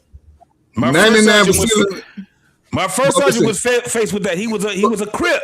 My first sergeant was a Crip. So JP, those guys that were saying that was lying. But hold on. But this is what it does for some guys who may have they on the wrong track, but they still smart as hell, right? And they only acquiescing to what's easy to them. But once they get introduced to something that can refocus the negative behavior, those be the ones that do 20 years, 25 years. And look, JP, when they get out, they even more serious about life and family and building, and them motherfuckers is making the bag. Yep. Today, I'm going to shut up. Right now, today, the military has already reached their goals for the year. They've already had enough recruits volunteer. Some niggas don't know what the hell they want to do in life. See what they was offering? You see what they paying them? But what I'm saying, that if would you rather take a $40 bonus than to go to college and create? They met their goals 4 months into the year. Yeah, they met their goal not even 6 months into the year. So again, traditional college, man, today's man, they ain't ready to sit down in a chair. They got too much ADHD that they never got rid of when they was a kid. So sitting in a college ain't gonna be the best. That's why I recommend for anybody. But that's why you see the trades. It's 95% of men. The military, mostly men. But the women that go, those women have a different personality when it comes to niggas on the street. Yeah. They ain't taking no short. They ain't They're the ones getting married in the military. Yes, they getting married. Hey, JT, them marriages, come on now. They don't be worth shit, but I was just saying. No, they don't be worth shit. But this is the thing. A lot of people don't understand. I'm going to end it with this right here. A lot of people don't understand. It used to be, remember when you had the Marines and the Army and the Air Force and the Navy, they used to have a bunch of commercials. Gang of them, because they was trying to get recruits in. It ain't like that no more because you got to be smart to stay in that motherfucker, bro. First and foremost, that's where we got to come in. This is one of the things I learned, and this is one of the things when I start being a higher NCO, the guys that I was training, one of the things that I had to see was how was they when they was coming out, because everybody don't come into the military at 18 years old. Right. There's some motherfuckers that's 25, 27. Yes. You know what I'm saying? And it's hard as hell for them to do it. And when I first got buck sergeant, nigga, I had 30-year-olds up under me. I was 23 years old. Yep. I had 30-year-olds up under me. Motherfuckers did not understand how I even did it, right? But once they start understanding that, man, this is about getting the training, get school, get promotion points, doing all that. My first 2 years, I boxed. I was a mechanic, 6'3" whiskey, and I didn't turn a fucking wrench for 2 years because the only thing I was doing was going out there knocking niggas' heads off. Mm-hmm. Yes, that was what it was about. That's the way to get out of doing shit. To go box, man. Let's be real. Now you did earn it, but you had glove privilege, and you know it. If you did something like Army band or box or basketball, you had the max privilege. I know you did. No, but hey, so I had. There was a time in my career when that happened. I'm not hating. If you earned it, but there was also another time in my career where I had to show up. Like being a fucking 23-year-old buck sergeant, dog. That was not easy for somebody to throw me into that. Right. Mm-hmm. The schooling is one thing, but the challenging part was I got 12 motherfuckers up under me. I'm soldiers. And you know what I'm saying? And mostly 3 of them act like JT, 3 of them act like JP, and 2 of them act like Scam. And I'll tell them in a minute. Before I write you up, I'll take you out back, nigga. Take your shirt off and let's go out back then. Let's see if I'll whoop your ass. Yes. Right. Hey, JT and Ferg. Let me say this and make it clear. The military is not God. It's not the save all. No, whatever. Not at all. The military will fuck your career up. It'll fuck you up. I didn't even like it, but I promote it because it is what it is. And Can I finish? I said, I appreciate you for being 100. Oh, okay. Because a lot of these people, they be trying to. It's one thing, okay, you could brag about the stuff what you've been through in the military, but they be trying to make it seem like either they describe like people supposed to be fear of them, or they try to make it seem like they top tier. Hell no. I get a part of it. You got a point. It's just exaggerated. They talk about the discipline that they got in the military. They talk about all of this discipline, and they got high levels with this discipline, but yet they be extremely undisciplined on these platforms, even in their real life, right? So, like, damn. So, what do discipline? You more worse than the person that's you got people that never been no military and got more discipline than you do. Continue scam. Continue scam. This nigga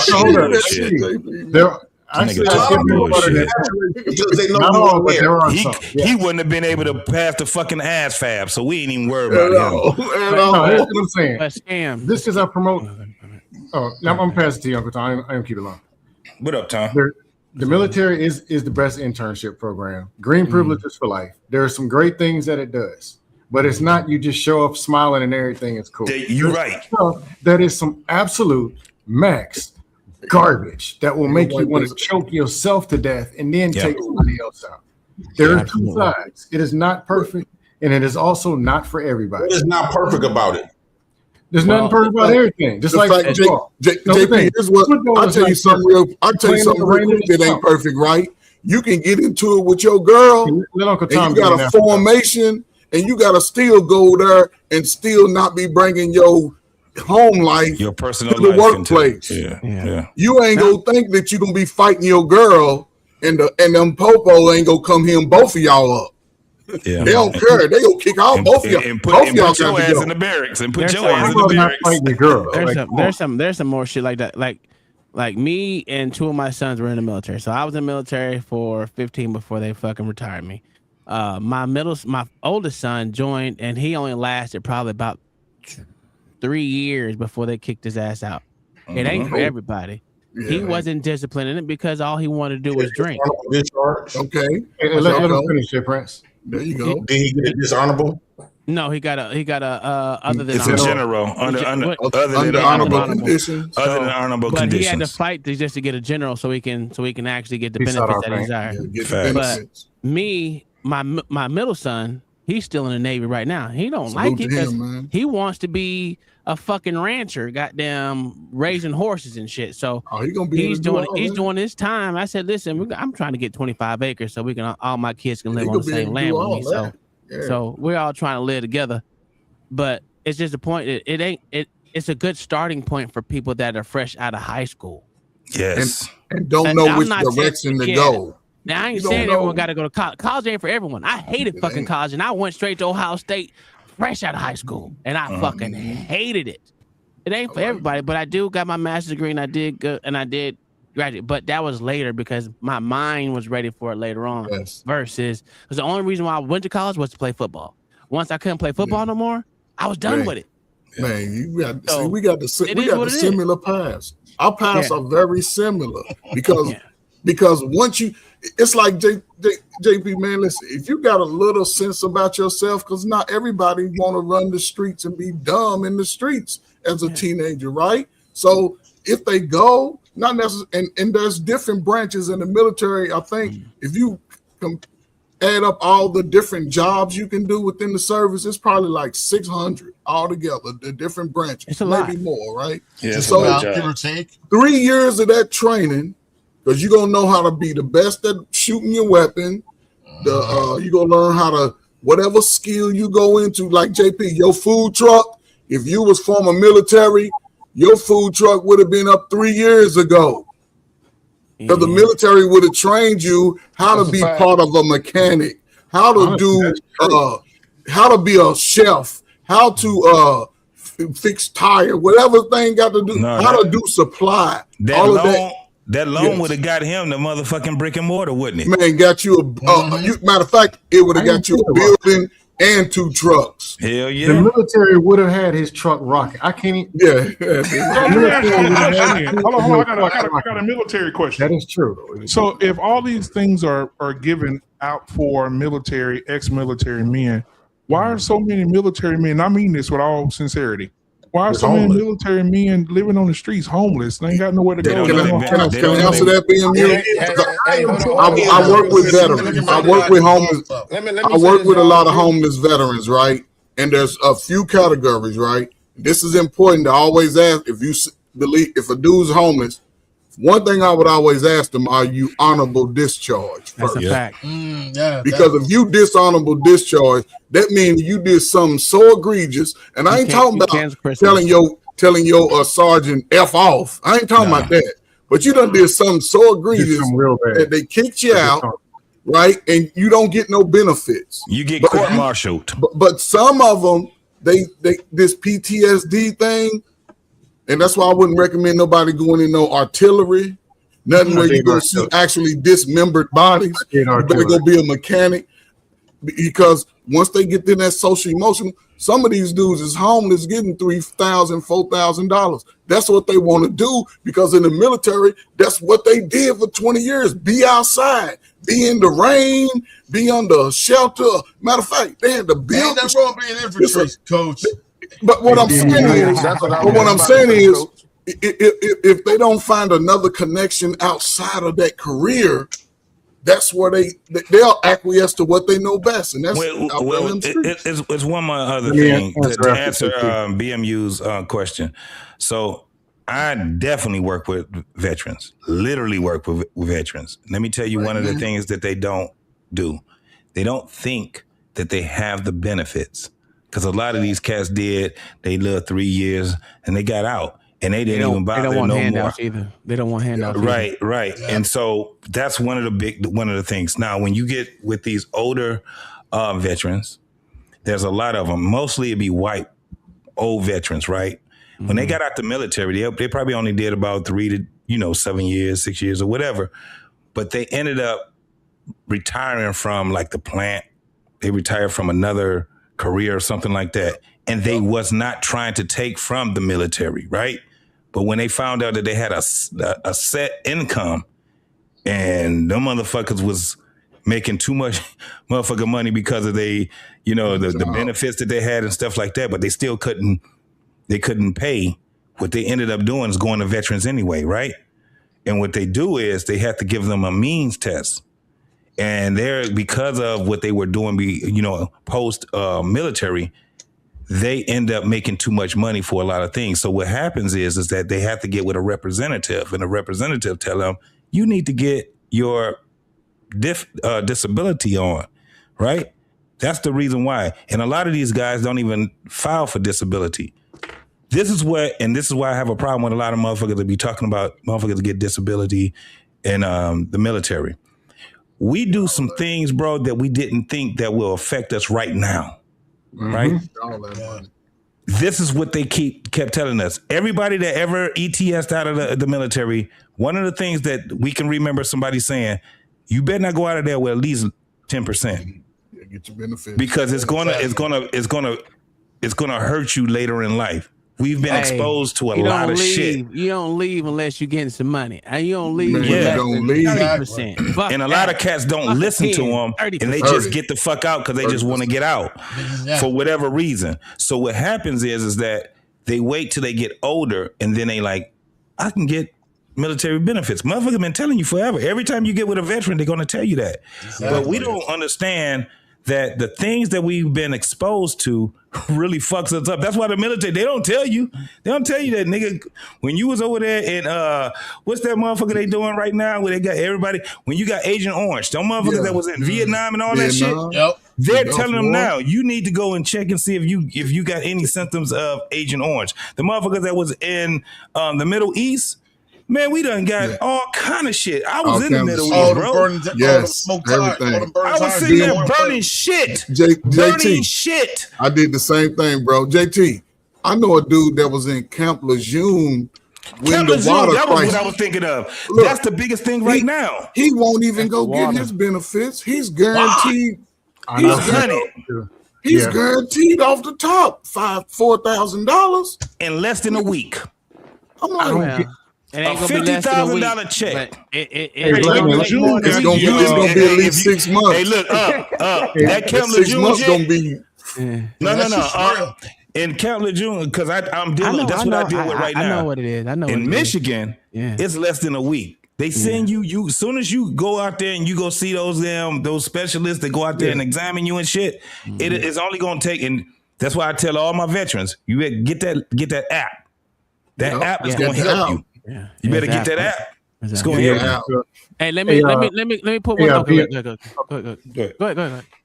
Okay, and BM, to ask you a question when somebody asked about why are there so many homeless vets. The problem is people are picking a narrative or picking the negative part and making it a majority when it's a minority. Yes. Just like all black women is all on welfare. No, they're not. We're middle class. All the kids is there's very few kids. Veterans, I got out in 98. I'm from a military area. I'm from Virginia. There's 7 bases within an hour, maybe 8 or 9, not even counting the guard, biggest Navy base. Of my friends, most of us went in the military one way or another. I don't know any directly. Don't know any homeless vets. Yeah. I don't know any. Now, I'm not saying they don't exist, but what does need to stop is, I was in the military. Well, you got PTSD. You crazy. That needs to stop. So listen, most people wouldn't even know I was in the military if I didn't tell them. So I got to. Are you saying because if the majority of them never seen combat, why would they have PTSD? Some of those, there's people I know who've seen combat and aren't PTSD'd and shaking, but they make that a narrative like this is what's going on for all the military, and I won't let my cousin and son, like, seeing the bad part of the narrative is not good because there's 16, 17-year-olds that could be seeing it for what it really is and going and taking advantage of it. That's just my pushback. But yes, they do exist. Yes, it's a problem. JT knows more about the benefits because he works actually with a lot of these veterans. I just wanted to clear that. It's not. I got an idea. So on Friday, I think that in honor of you guys being on here tonight, JT and Coach Berg and Scam and Uncle Tom and Anton, all y'all are veterans. Everybody except me and Jay Prince. I think that the show title for Friday will be the military and the black man, and we'll have the conversation.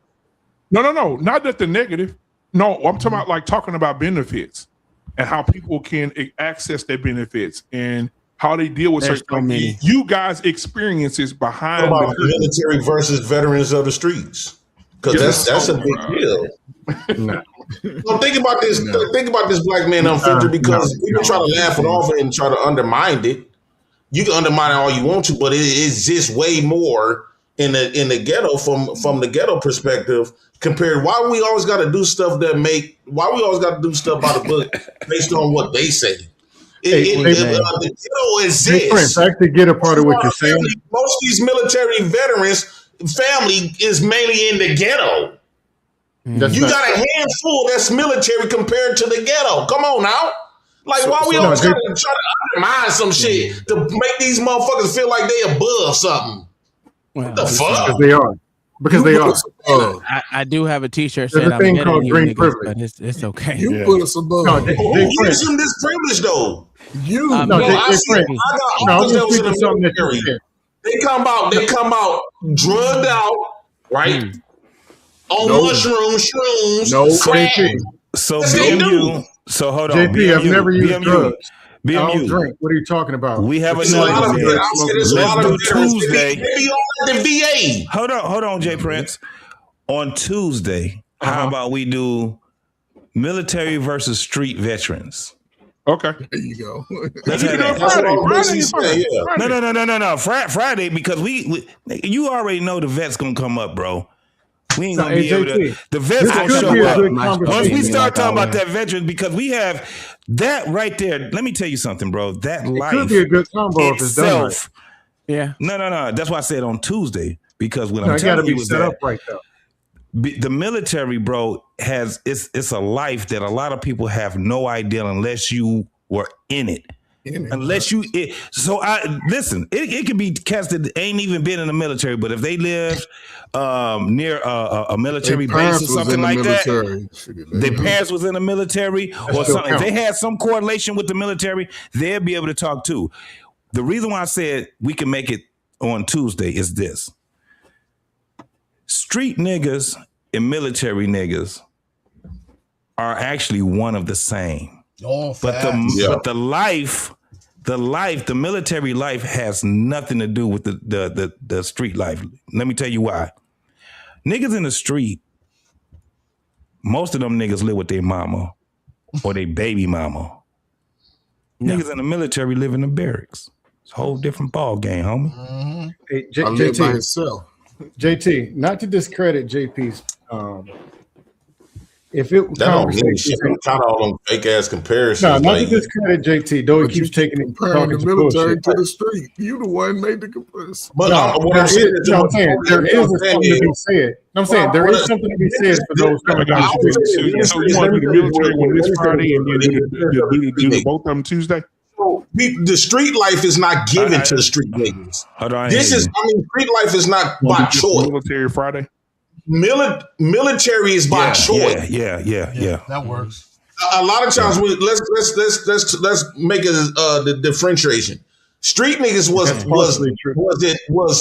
didn't choose to be street niggas. Yes, they did. They chose that shit. No, that's false. A lot of times, both of y'all are right. There are people who grow up in it, and there's people who choose it. There's both. Hold on one. A lot of times it's the cards that was dealt to them. Most times their mama was on crack. They live in the ghetto. For other motherfuckers. Most times their mama was on crack.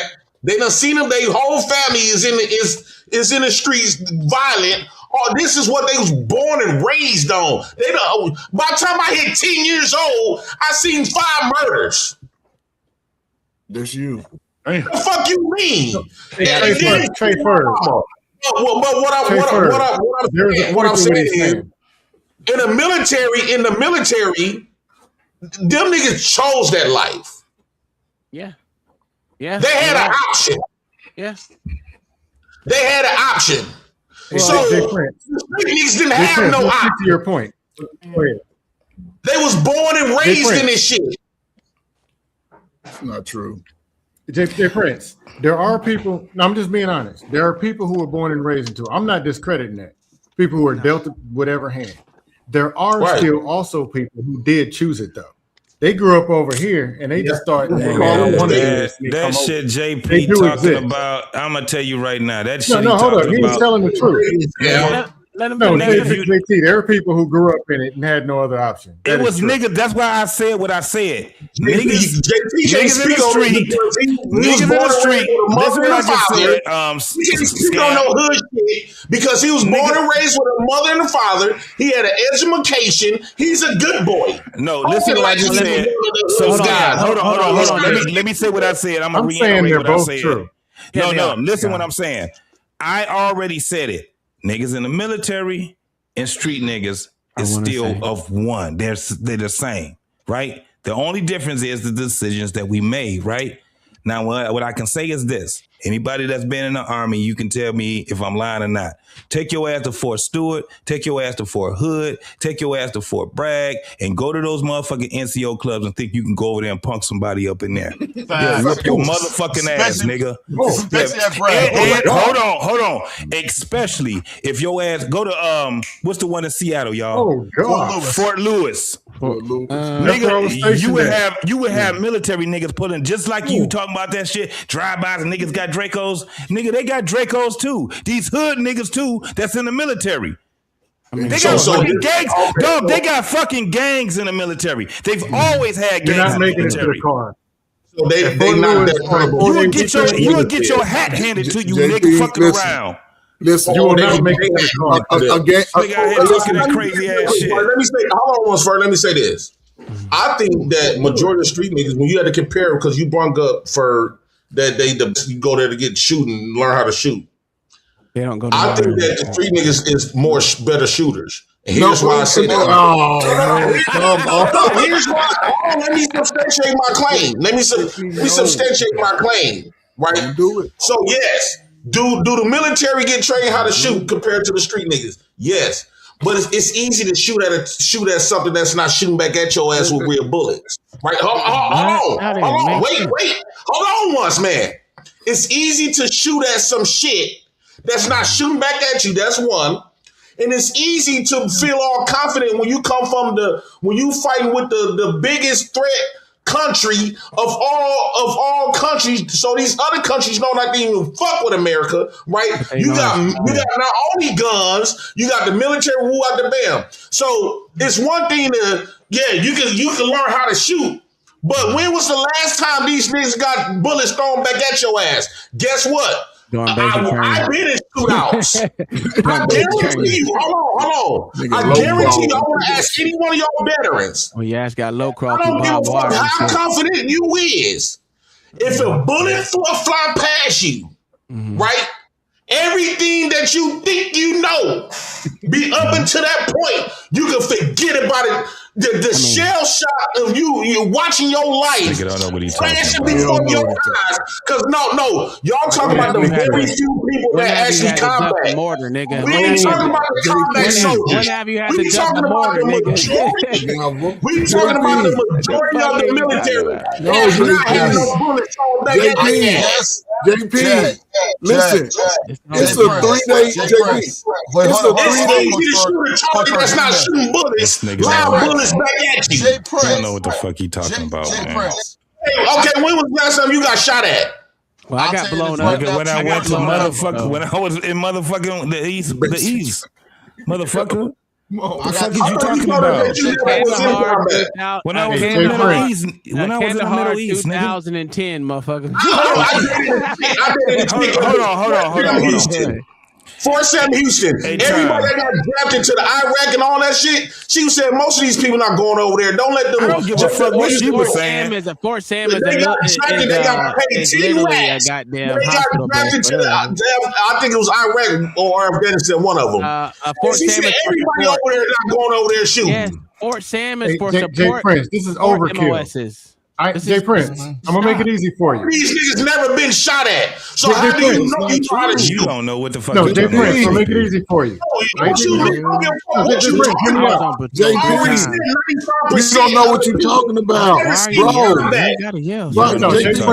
gonna make it easy for you. Let somebody teach you something. Never seen combat. Guess what? Jay Prince, I'm answering the question. Seen combat. You know how many times they done been in shootouts? I got a shot in my motherfucking leg. That was your fault, nigga. Again, only thing, every time this nigga come out with he fuck himself up. Because every time this nigga make a mother and he illustrate a point, he always illustrate failure. He got shot. He know homeboys that went to prison. All these niggas were failures. You tell me the nigga they didn't, they got away with the shit. Tell me the nigga that didn't get shot. That was if somebody from the military, this nigga is shit. If somebody from the military would have shot at you, man, they wouldn't have shot you in the leg or in the buns. Man, they'd have shot you in the neck or the head. They're not aiming for you. They're not aiming for your cheeks. Let me tell you, and they're gonna hit you on the run. I would have aimed for his chest. See what I'm saying? They would have aimed for, and they would have hit you on the run. They would have started running. They would have hit you off on the run. Jay Prince, let me answer your question. You never did thank slaves. You never shot at no moving targets that came back at you. So don't come up here faking pretending. So let me show you how to for no reason at all, man. At a park. We was at a park. And it was a big ass fight. It was a big ass fight. These niggas pulled up and started dumping. So I'm running. And as soon as I jumped on the gate, I got popped in my leg. It could have been my motherfucking head. So JP, let me ask you a question though. Military, y'all not shooting back at Let me ask you a question. Was they trying to? I was in a 3 hour. Hold on. Let me ask you a question. Were they trying to shoot at you? They would shoot at me and my clique. And they got you. Of course, you're shooting at me. Hold on. Let me ask a facetious question. Did they kill you? No, they didn't kill me. So all right then, nigga. If you was in my fucking sight, your ass been gone. How you know this? Them niggas was a bad shot. Shoot a nigga in the leg, he got caught in the leg. That's a bad shot. That's a terrible shot. They got lucky. Black man, can I get 30? Black man, can I get 30 seconds? Yeah. They don't feel and get smoked, get cooked. Hey, JT.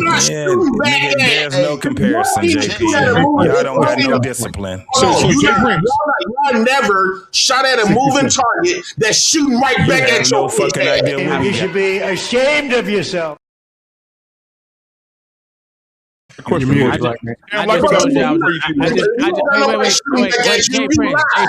Jay Prince, I just told you I was in a 3-hour shootout. that was after getting how many soldiers you had with you? It was 15 of us. Right. Yeah. But imagine having shootouts by yourself. Niggas do this all the time. We were doing movements. Black man, can I get 60 seconds? Yeah, Scam like you need 60 seconds, guys. Go ahead, Scam. 60 seconds. Y'all veterans getting shot at. Hey, JJ Prince, I got you, man. See how that training work. When you got live bullets flying past your head. We hear you. JJ Prince, I got you. Hear me out. There's two things. They never experienced that shit, so they need to go on with that fake shit. I got blown up. I told you that already. JP, you asked the question, how many of y'all got shot at, whatever. I'm raising my hand. You keep them on real. Jay Prince. Go ahead. You keep it real. I did not get shot at. Me. I'm the one who didn't get shot at. I went in the military. I signed up to do something, and they didn't shoot at us. So I did what I did, and I went home. Can I finish? It's a lot of right. They trying to play tough. Jay Prince. Stay focused, niggas. Hear me out. There's military that's in support. Then there's combat arms. Then there's the people that do all the wild stuff. I was combat arms, but I didn't go to combat. Most people don't get shot. Right. But even in the streets. You said what though? No, I said it. I'll say it again. Most people don't go and get shot at every day. If somebody told you that, they lied. Hold on. If somebody's telling you that now, if JT says he did, and if Uncle Tom says he did, they are the people who did. I want him to validate it. They say anything. They ain't got to do that. Yeah, anybody got to validate that. But no, Jay Prince, in the streets, there are people who are part-time. There are people who show up just to bang the chicks. There's people who do deliveries. There's people who scout. There's people who pimp. Then you got your people who get to fighting, cutting, shooting, and ganking and shanking. Then you got your shooters and killers. Everybody who in the streets ain't some elite. Everybody ain't Chris and Snoop from The Wire. You know that too. Everybody in the streets ain't jumping out. Right, but do they exist? Yes. Yeah, because everybody most all people this wild stuff. There's right. levels to everything. That's all I'm saying. Most people think that the front line is the only time you get shot at. It's motherfuckers that go on other different types of missions. Convoys is the biggest thing you get shot at. Is on convoys. Shot up and you get your vehicle get blown the fuck up. Before you get shot, nigga, you gotta worry about them claymores. You gotta worry about Jay Prince, I'll tell you this. Jay Prince, if I got shot at with what I did and how we was trained, I was field artillery. We're not supposed to see people. So if we see somebody shooting, you damn right I'm gonna drop everything and I'm gonna run to live and see another day. Because I wasn't infantry. We know enough to pull guard duty in that. Scam, I appreciate you because a lot don't these veterans. Hold on, Jay Prince. Hold on. They might have been trying to come back and try to play like they some untouchable motherfuckers. Like they come back and do that shit. Some of them are. You talking about them Vietnam vets? Y'all gotta be careful with these niggas that come up with this. Hold on, Jay Prince. I'm gonna give you two names. We don't. I'm gonna give you two names. Mandrell and Quest. When I talk about Scam, also Mandrell sent a message. Mandrell said to tell you, Jay Prince. Shout out to Mandrell. Yeah, he said to tell you that you can't talk about all military. He said a Delta Force can come in your house tonight, kidnap all your daughters, tie you up, and you won't even know they got there. When you didn't even know they was there. Yeah, it happened to a president. He said there's nobody. He said there's nobody. He said you can send. He said you can send 6 Delta Force members in your hood, and they can kill all y'all, and y'all won't even know they was there. Yeah. Well, that's the same thing. They did the same thing that Osama bin Laden, didn't they? Hood niggas commit a home invasion. And that nigga was supposed to be untouchable. Jay Prince. No, I'm for real, Jay Prince. I got his back on this, Jay Prince. That Delta Force shit, them motherfuckers cold with it, boy. They cold with it, boy.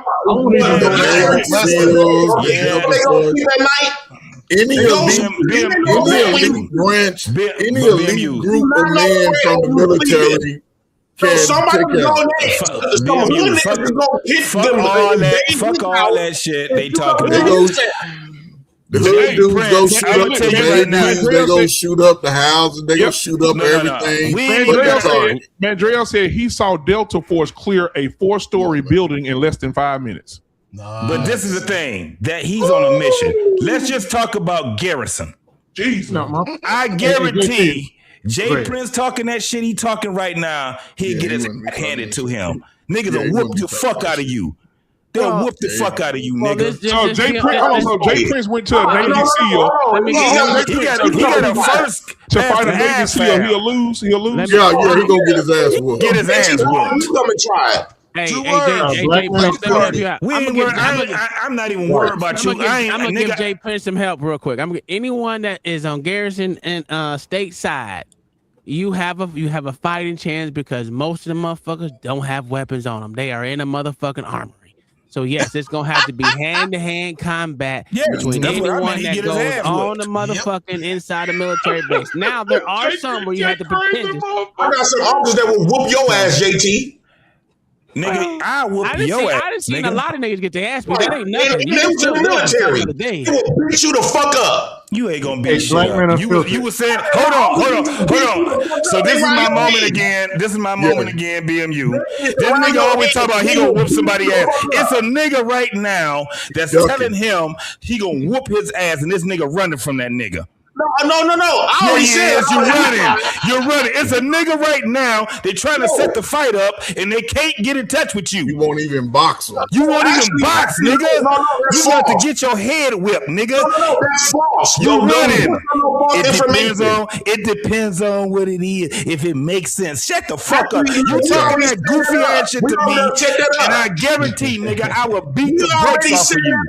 We already knocked that fucking stupid hat off your head. So I guarantee you that shit. I got smart or something. Yeah, mine's smart. He got a stupid hat. He got a dunce hat. He got a birthday hat on. Uncles that was in the military, and they will smack that stupid ass hat off his fucking head. They will beat you the fuck up. You ain't gonna say you won't though. I guarantee you won't. You can't throw no hands in the military. I bet you. Can't fight. I can whoop your ass. I will whoop his ass by just I just slap him. I ain't even gotta punch him. I slap that nigga to sleep. Well, fuck it. You in Detroit, right? 4 hours away. That shit to sleep. 4 hours away. How about you come and try it? I ain't gotta come nowhere, nigga. You always want somebody to come to you. That's why they have to your You always want somebody to come to him. Shut the fuck up, man. Get in your ride, JP, and ride on over. Yeah, get in your ride. Get in your truck. Get in your food truck. Y'all see the gas? Drive your food truck to Detroit, nigga. Put your hands on me. Drive your food truck with the glizzies. Drive your food truck to Detroit, nigga. I guarantee you I'll rob you of them glizzies and smack the fuck out of you. I guarantee you ain't gonna put your hands on me. And I hope you got that same stupid ass hat on. I smack the fucking hat off. I smack that hat off and on your ass, nigga. Hey, JP, he won't do it. All up in your motherfucking mouth. You ain't gonna do shit, nigga. You ain't gonna do shit. You got a regular ass mouth. You ain't never got fried in your shit and you start grabbing and holding like he wouldn't dare come to Detroit. He wouldn't dare. He wouldn't dare come to Detroit. You know all your teeth. I know you didn't get punched in your shit yet. And when he see me in November, he wouldn't dare put his hands on me. When he see me, hear what I just said. When he see me in November, because he supposed to be signing up for the fight. When he see me in November, I guarantee you ain't gonna do shit. Hey, we know you. What the fight gonna be at? Milwaukee. They going to Milwaukee. He told Fantastic to come to Milwaukee. I mean, they said fuck it. He gonna fight Fantastic? No, he said it don't make sense. It don't even make no fuck. He ain't He's gonna still trying to talk himself out of it. He been talking himself out of it. He trying to talk himself out of it. He ain't gonna do shit. He talk all this shit. He was sitting there talking That's fantastic. not working. He was talking to fantastic. Just like he talking to me, he was talking to fantastic the same way. That's not working. That's not working. JT, I got. Okay, hold on, wait. Then you talk to him. Then you try to get in my head. It's not going to work. I guarantee you not going to talk that shit to me. Oh God! I'll smack the shit out you, JP. You'll be a dead nigga. And then I'll wait for you to do I'll kill you in that bitch. swing. You ain't gonna kill nothing, nigga. Jay Prince, and you ain't gonna let nothing die. Jay Prince, you put the gloves on with him, Jay Prince? No, he won't. I knock it. You see his pants halfway off. I knock the motherfuckers all the way off. Jay Prince, you can't have it on camera, Jay Prince. I'll pull that nigga's back pockets off. He act like he the only one that got an arsenal, nigga. Oh, I got one way over here. There's like 15. Every time I'm Hey, mine right here too. I got mine right here too. Like he the only one with one. Let me tell you what. I got guns all over this place. Right, on the nigga. floor. What are we doing? What the fuck you talking about, nigga? That's crazy work. That's crazy work. And I hope the nigga got some motherfucker. I hope he ain't got that stupid ass bulletproof vest. He better have that motherfucker with the porcelain on it. I mean that just because you got guns don't mean JT, it don't mean shit. JT, I made the vet show for Friday. I already put it on your. It's already on your page already. Okay, most definitely. Yeah, if I'm available, at least for a little bit. It's gonna be 8:30 Central Standard Time Friday. JT, you got all your teeth. Yeah, man, you ain't never been in no Tommy fight. That's the dumbest shit ever because you got good teeth. That's crazy. Trust me, I've been in all kind of fights, bro. No doubt about it. Man, see if you can no get doubt TJ about it. See if you can get TJ Randolph on it. She was off. She'd be good for it. What? I mean, what's up with Jay Prince? What? Let me guess. Jay Prince, one of those guys who didn't make the cut. I'm guessing, huh? Make the cut in what? He didn't make the cut in nothing. That's what I mean. He didn't make the cut. Ain't mad at him for a reason. That ain't our fault. The thing about it, if he just put focus on whatever he's doing, he can be successful. It's just that he don't have. To me, it's just like he doesn't have any dedication to anything.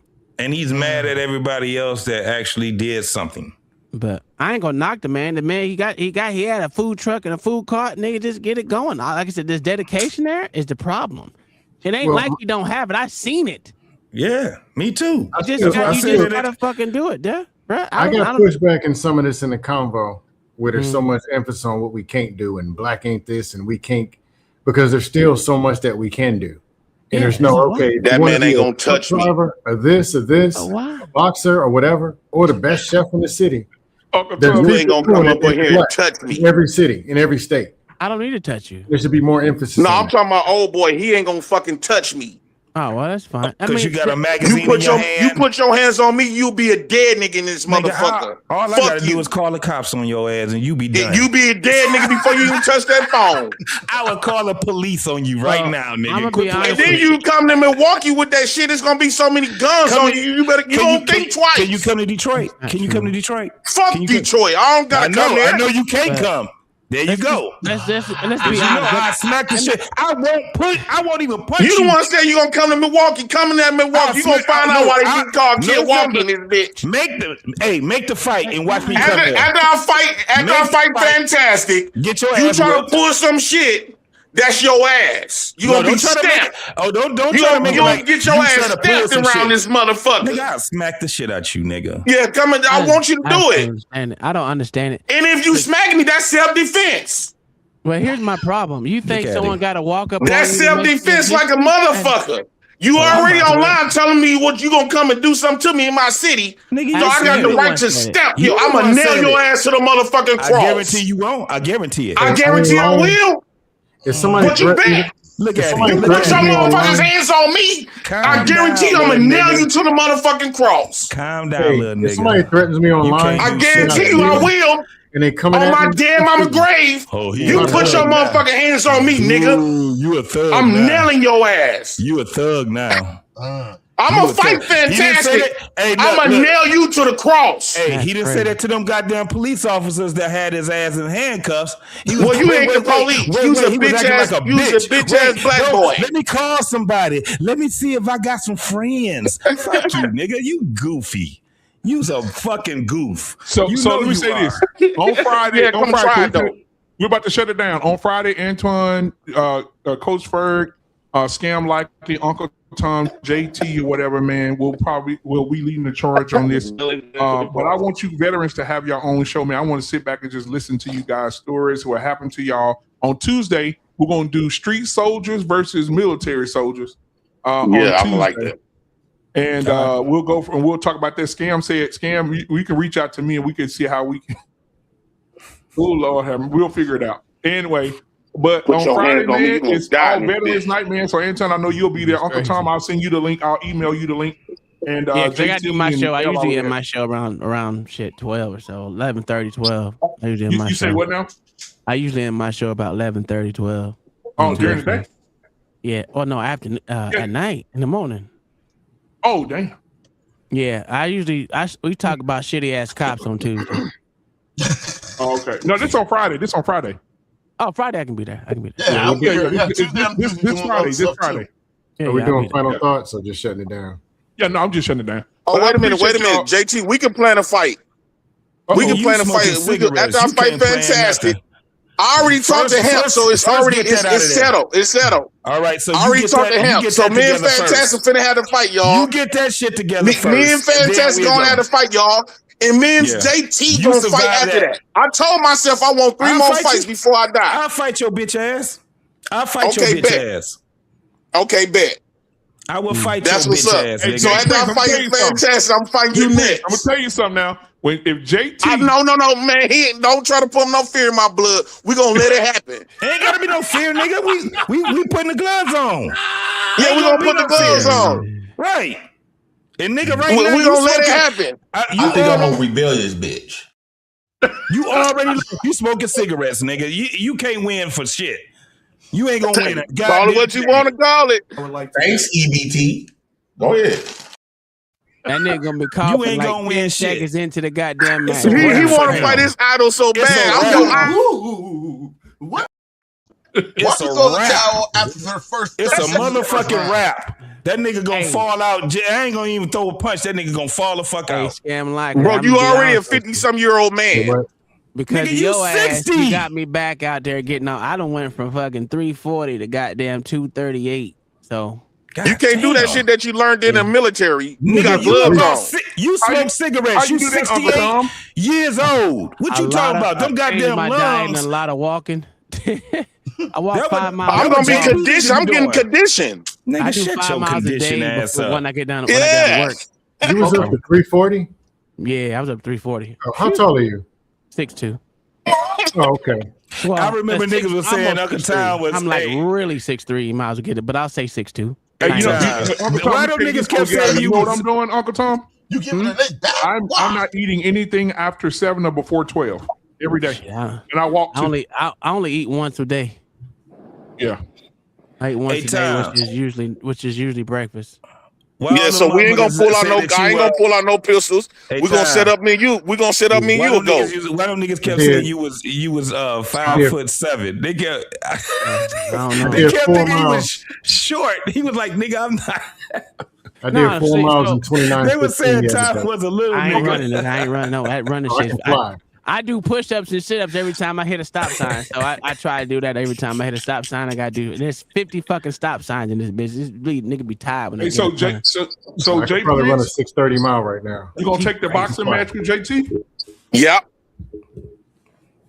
Yeah. After Fantastic, I guess he gonna wait a couple more months for JT to train and shit like that. He gonna get in the ring. I want him to get his training. I want him to be at his best. You gonna stop smoking, nigga? You ain't at your best. Yeah, once I guarantee you won't stop smoking. Me and him already got something to make it. I'm finna train. I'm finna quit. Guarantee he ain't gonna stop smoking. Soon as I get my membership, that cigarettes over with. It's membership. You don't need a membership. I think I'm a rebellious bitch. What I'm saying is, soon as I get my membership, I'm not even smoking no more. I'm finna be completely 100% training. Well, you shouldn't smoke no more anyway because you got kids. Jay Prince. He already got cancer. He just don't know it yet. You must be on something or coming off. You know what? No. I think dude want to be close to me. He gonna have to pay. Fuck that. I'm Jay Prince for motherfucking president. See, he already backing out. He already backing out. Because I noticed. BMU. I seen his shows. This motherfucker done said how many times he done love me. He done review. I didn't even know about him used to review me and shit. Yeah, I didn't know he used to review me all the time. Yeah, I reviewed you because you know his channel don't get up before views. You are entertaining, nigga. So we do like to watch. I never said that the nigga wasn't. He's a buffoon, so you know he's entertaining. He's a buffoon. Yeah, he's a gesture. And you jealous of that? He's jealous because of the attention I get. I'm jealous. Yeah. I'm still getting paid for my channel. You know, you don't even have a fucking channel. How about and that? Shit, you might as well don't have none. Your channel and your truck is doing the same thing. Nothing. Listen, you peace. I want problems always. Your channel never did shit. You the only one in this space. You the only one in this space. Channel never did shit. My channel is making money right now, and I made money off of you. No, it's not. No, it's not. You lying. Thank you, slave. I'm behind. Thanks, slaves. Listen, Rumble, you can make a lot of money off Rumble. Just JT is the only one that ain't doing shit on this show. You can connect Rumble and nigga, my channel was rocking. Yeah, you can. Is the out word, nigga. It ain't doing shit. My name's still buzzing. So, because you're a buffoon, you don't understand that? So when is the last time somebody reviewed you, JT? You the stepping fashion. I think that's why you so jealous of me. You the tap dancer. You so no BMU. I think he's so jealous of me. and look. Out of all of those people with the food stamps, I get picked to be on World Star. This nigga John. Hey, y'all have a good night. Why you so ain't jealous? making no money. You ain't making no money. Listen, I get paid to go on a lot of people's shows.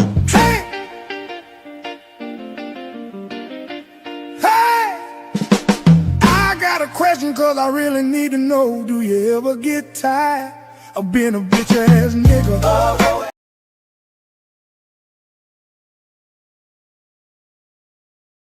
All right, y'all. Well, we about to be I get paid to go on a lot of people's shows. Killing this man.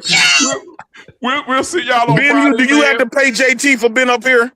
Huh? No. I know a lot of people that pay me to go come on their shit. I got my own channel. I get paid money now. Being off the internet than I did when I had a channel. Yeah, and then you fuck those $5 off for getting cigarettes, nigga. That's all it is.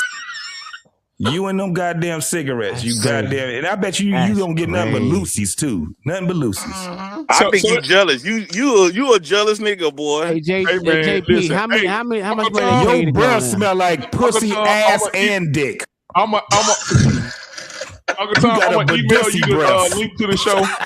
And JT will be hosting that show Friday for the veterans, man. All the veterans come out. Jay Prince, you can't come because you're not a vet. No, you need to get Uncle Logic. JT ain't gonna bring no crowd. You can't. He don't know how to entertain no crowd. You need to get Uncle Logic. I think you should get Uncle Logic. BMU. You've been on Uncle Logic for years. Uncle Logic is a real motherfucking veteran. Hey, listen, stop smoking those cigarettes. That way you won't have badussy breath, booty, dick, and pussy breath. You stinking breath, motherfucker. I hate your ass. You've been coughing like that for years, nigga. That ain't good, nigga. You need to quit smoking. All that coughing is bad, bro.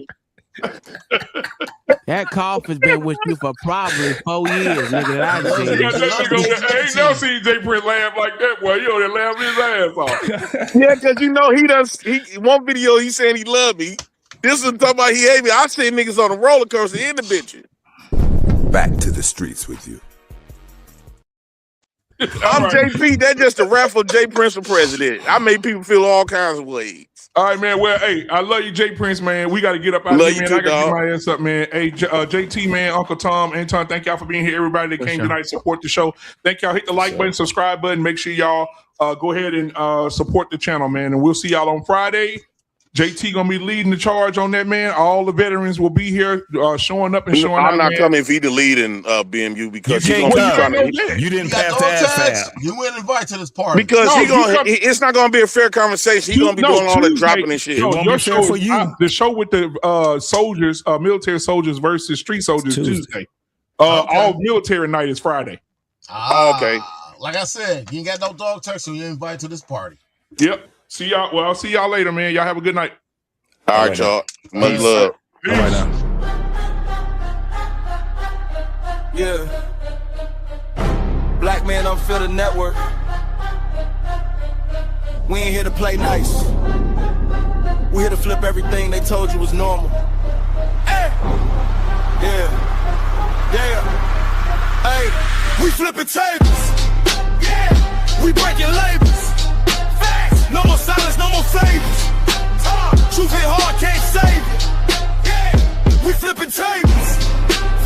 This that real, no cable. Hey, if it's fake, we unplug it. Welcome to the table. Yeah. I came in the room, they was comfortable, quiet. Smiling in your face, but behind it is riot. They told me be calm, but I'm built for the storm. When the truth in the building, you better transform. They don't like a man when he speak with direction. They love you when broken, confused, and correction. But I'm on a mission, I'm changing perception. No filter, no fear, just raw intersection. System designed just to keep you disabled. Mentally trapped, spiritually labeled. I'm cutting the cords, the lies getting fatal. If it ain't the truth, I'm flipping in the table. We flipping tables. Yeah, we breaking labels. Facts, no more silence, no more favors. Truth hit hard, can't save you. Yeah, we flipping tables. They said don't question, I said watch me. Too many men out here living sloppy. No guidance, no code.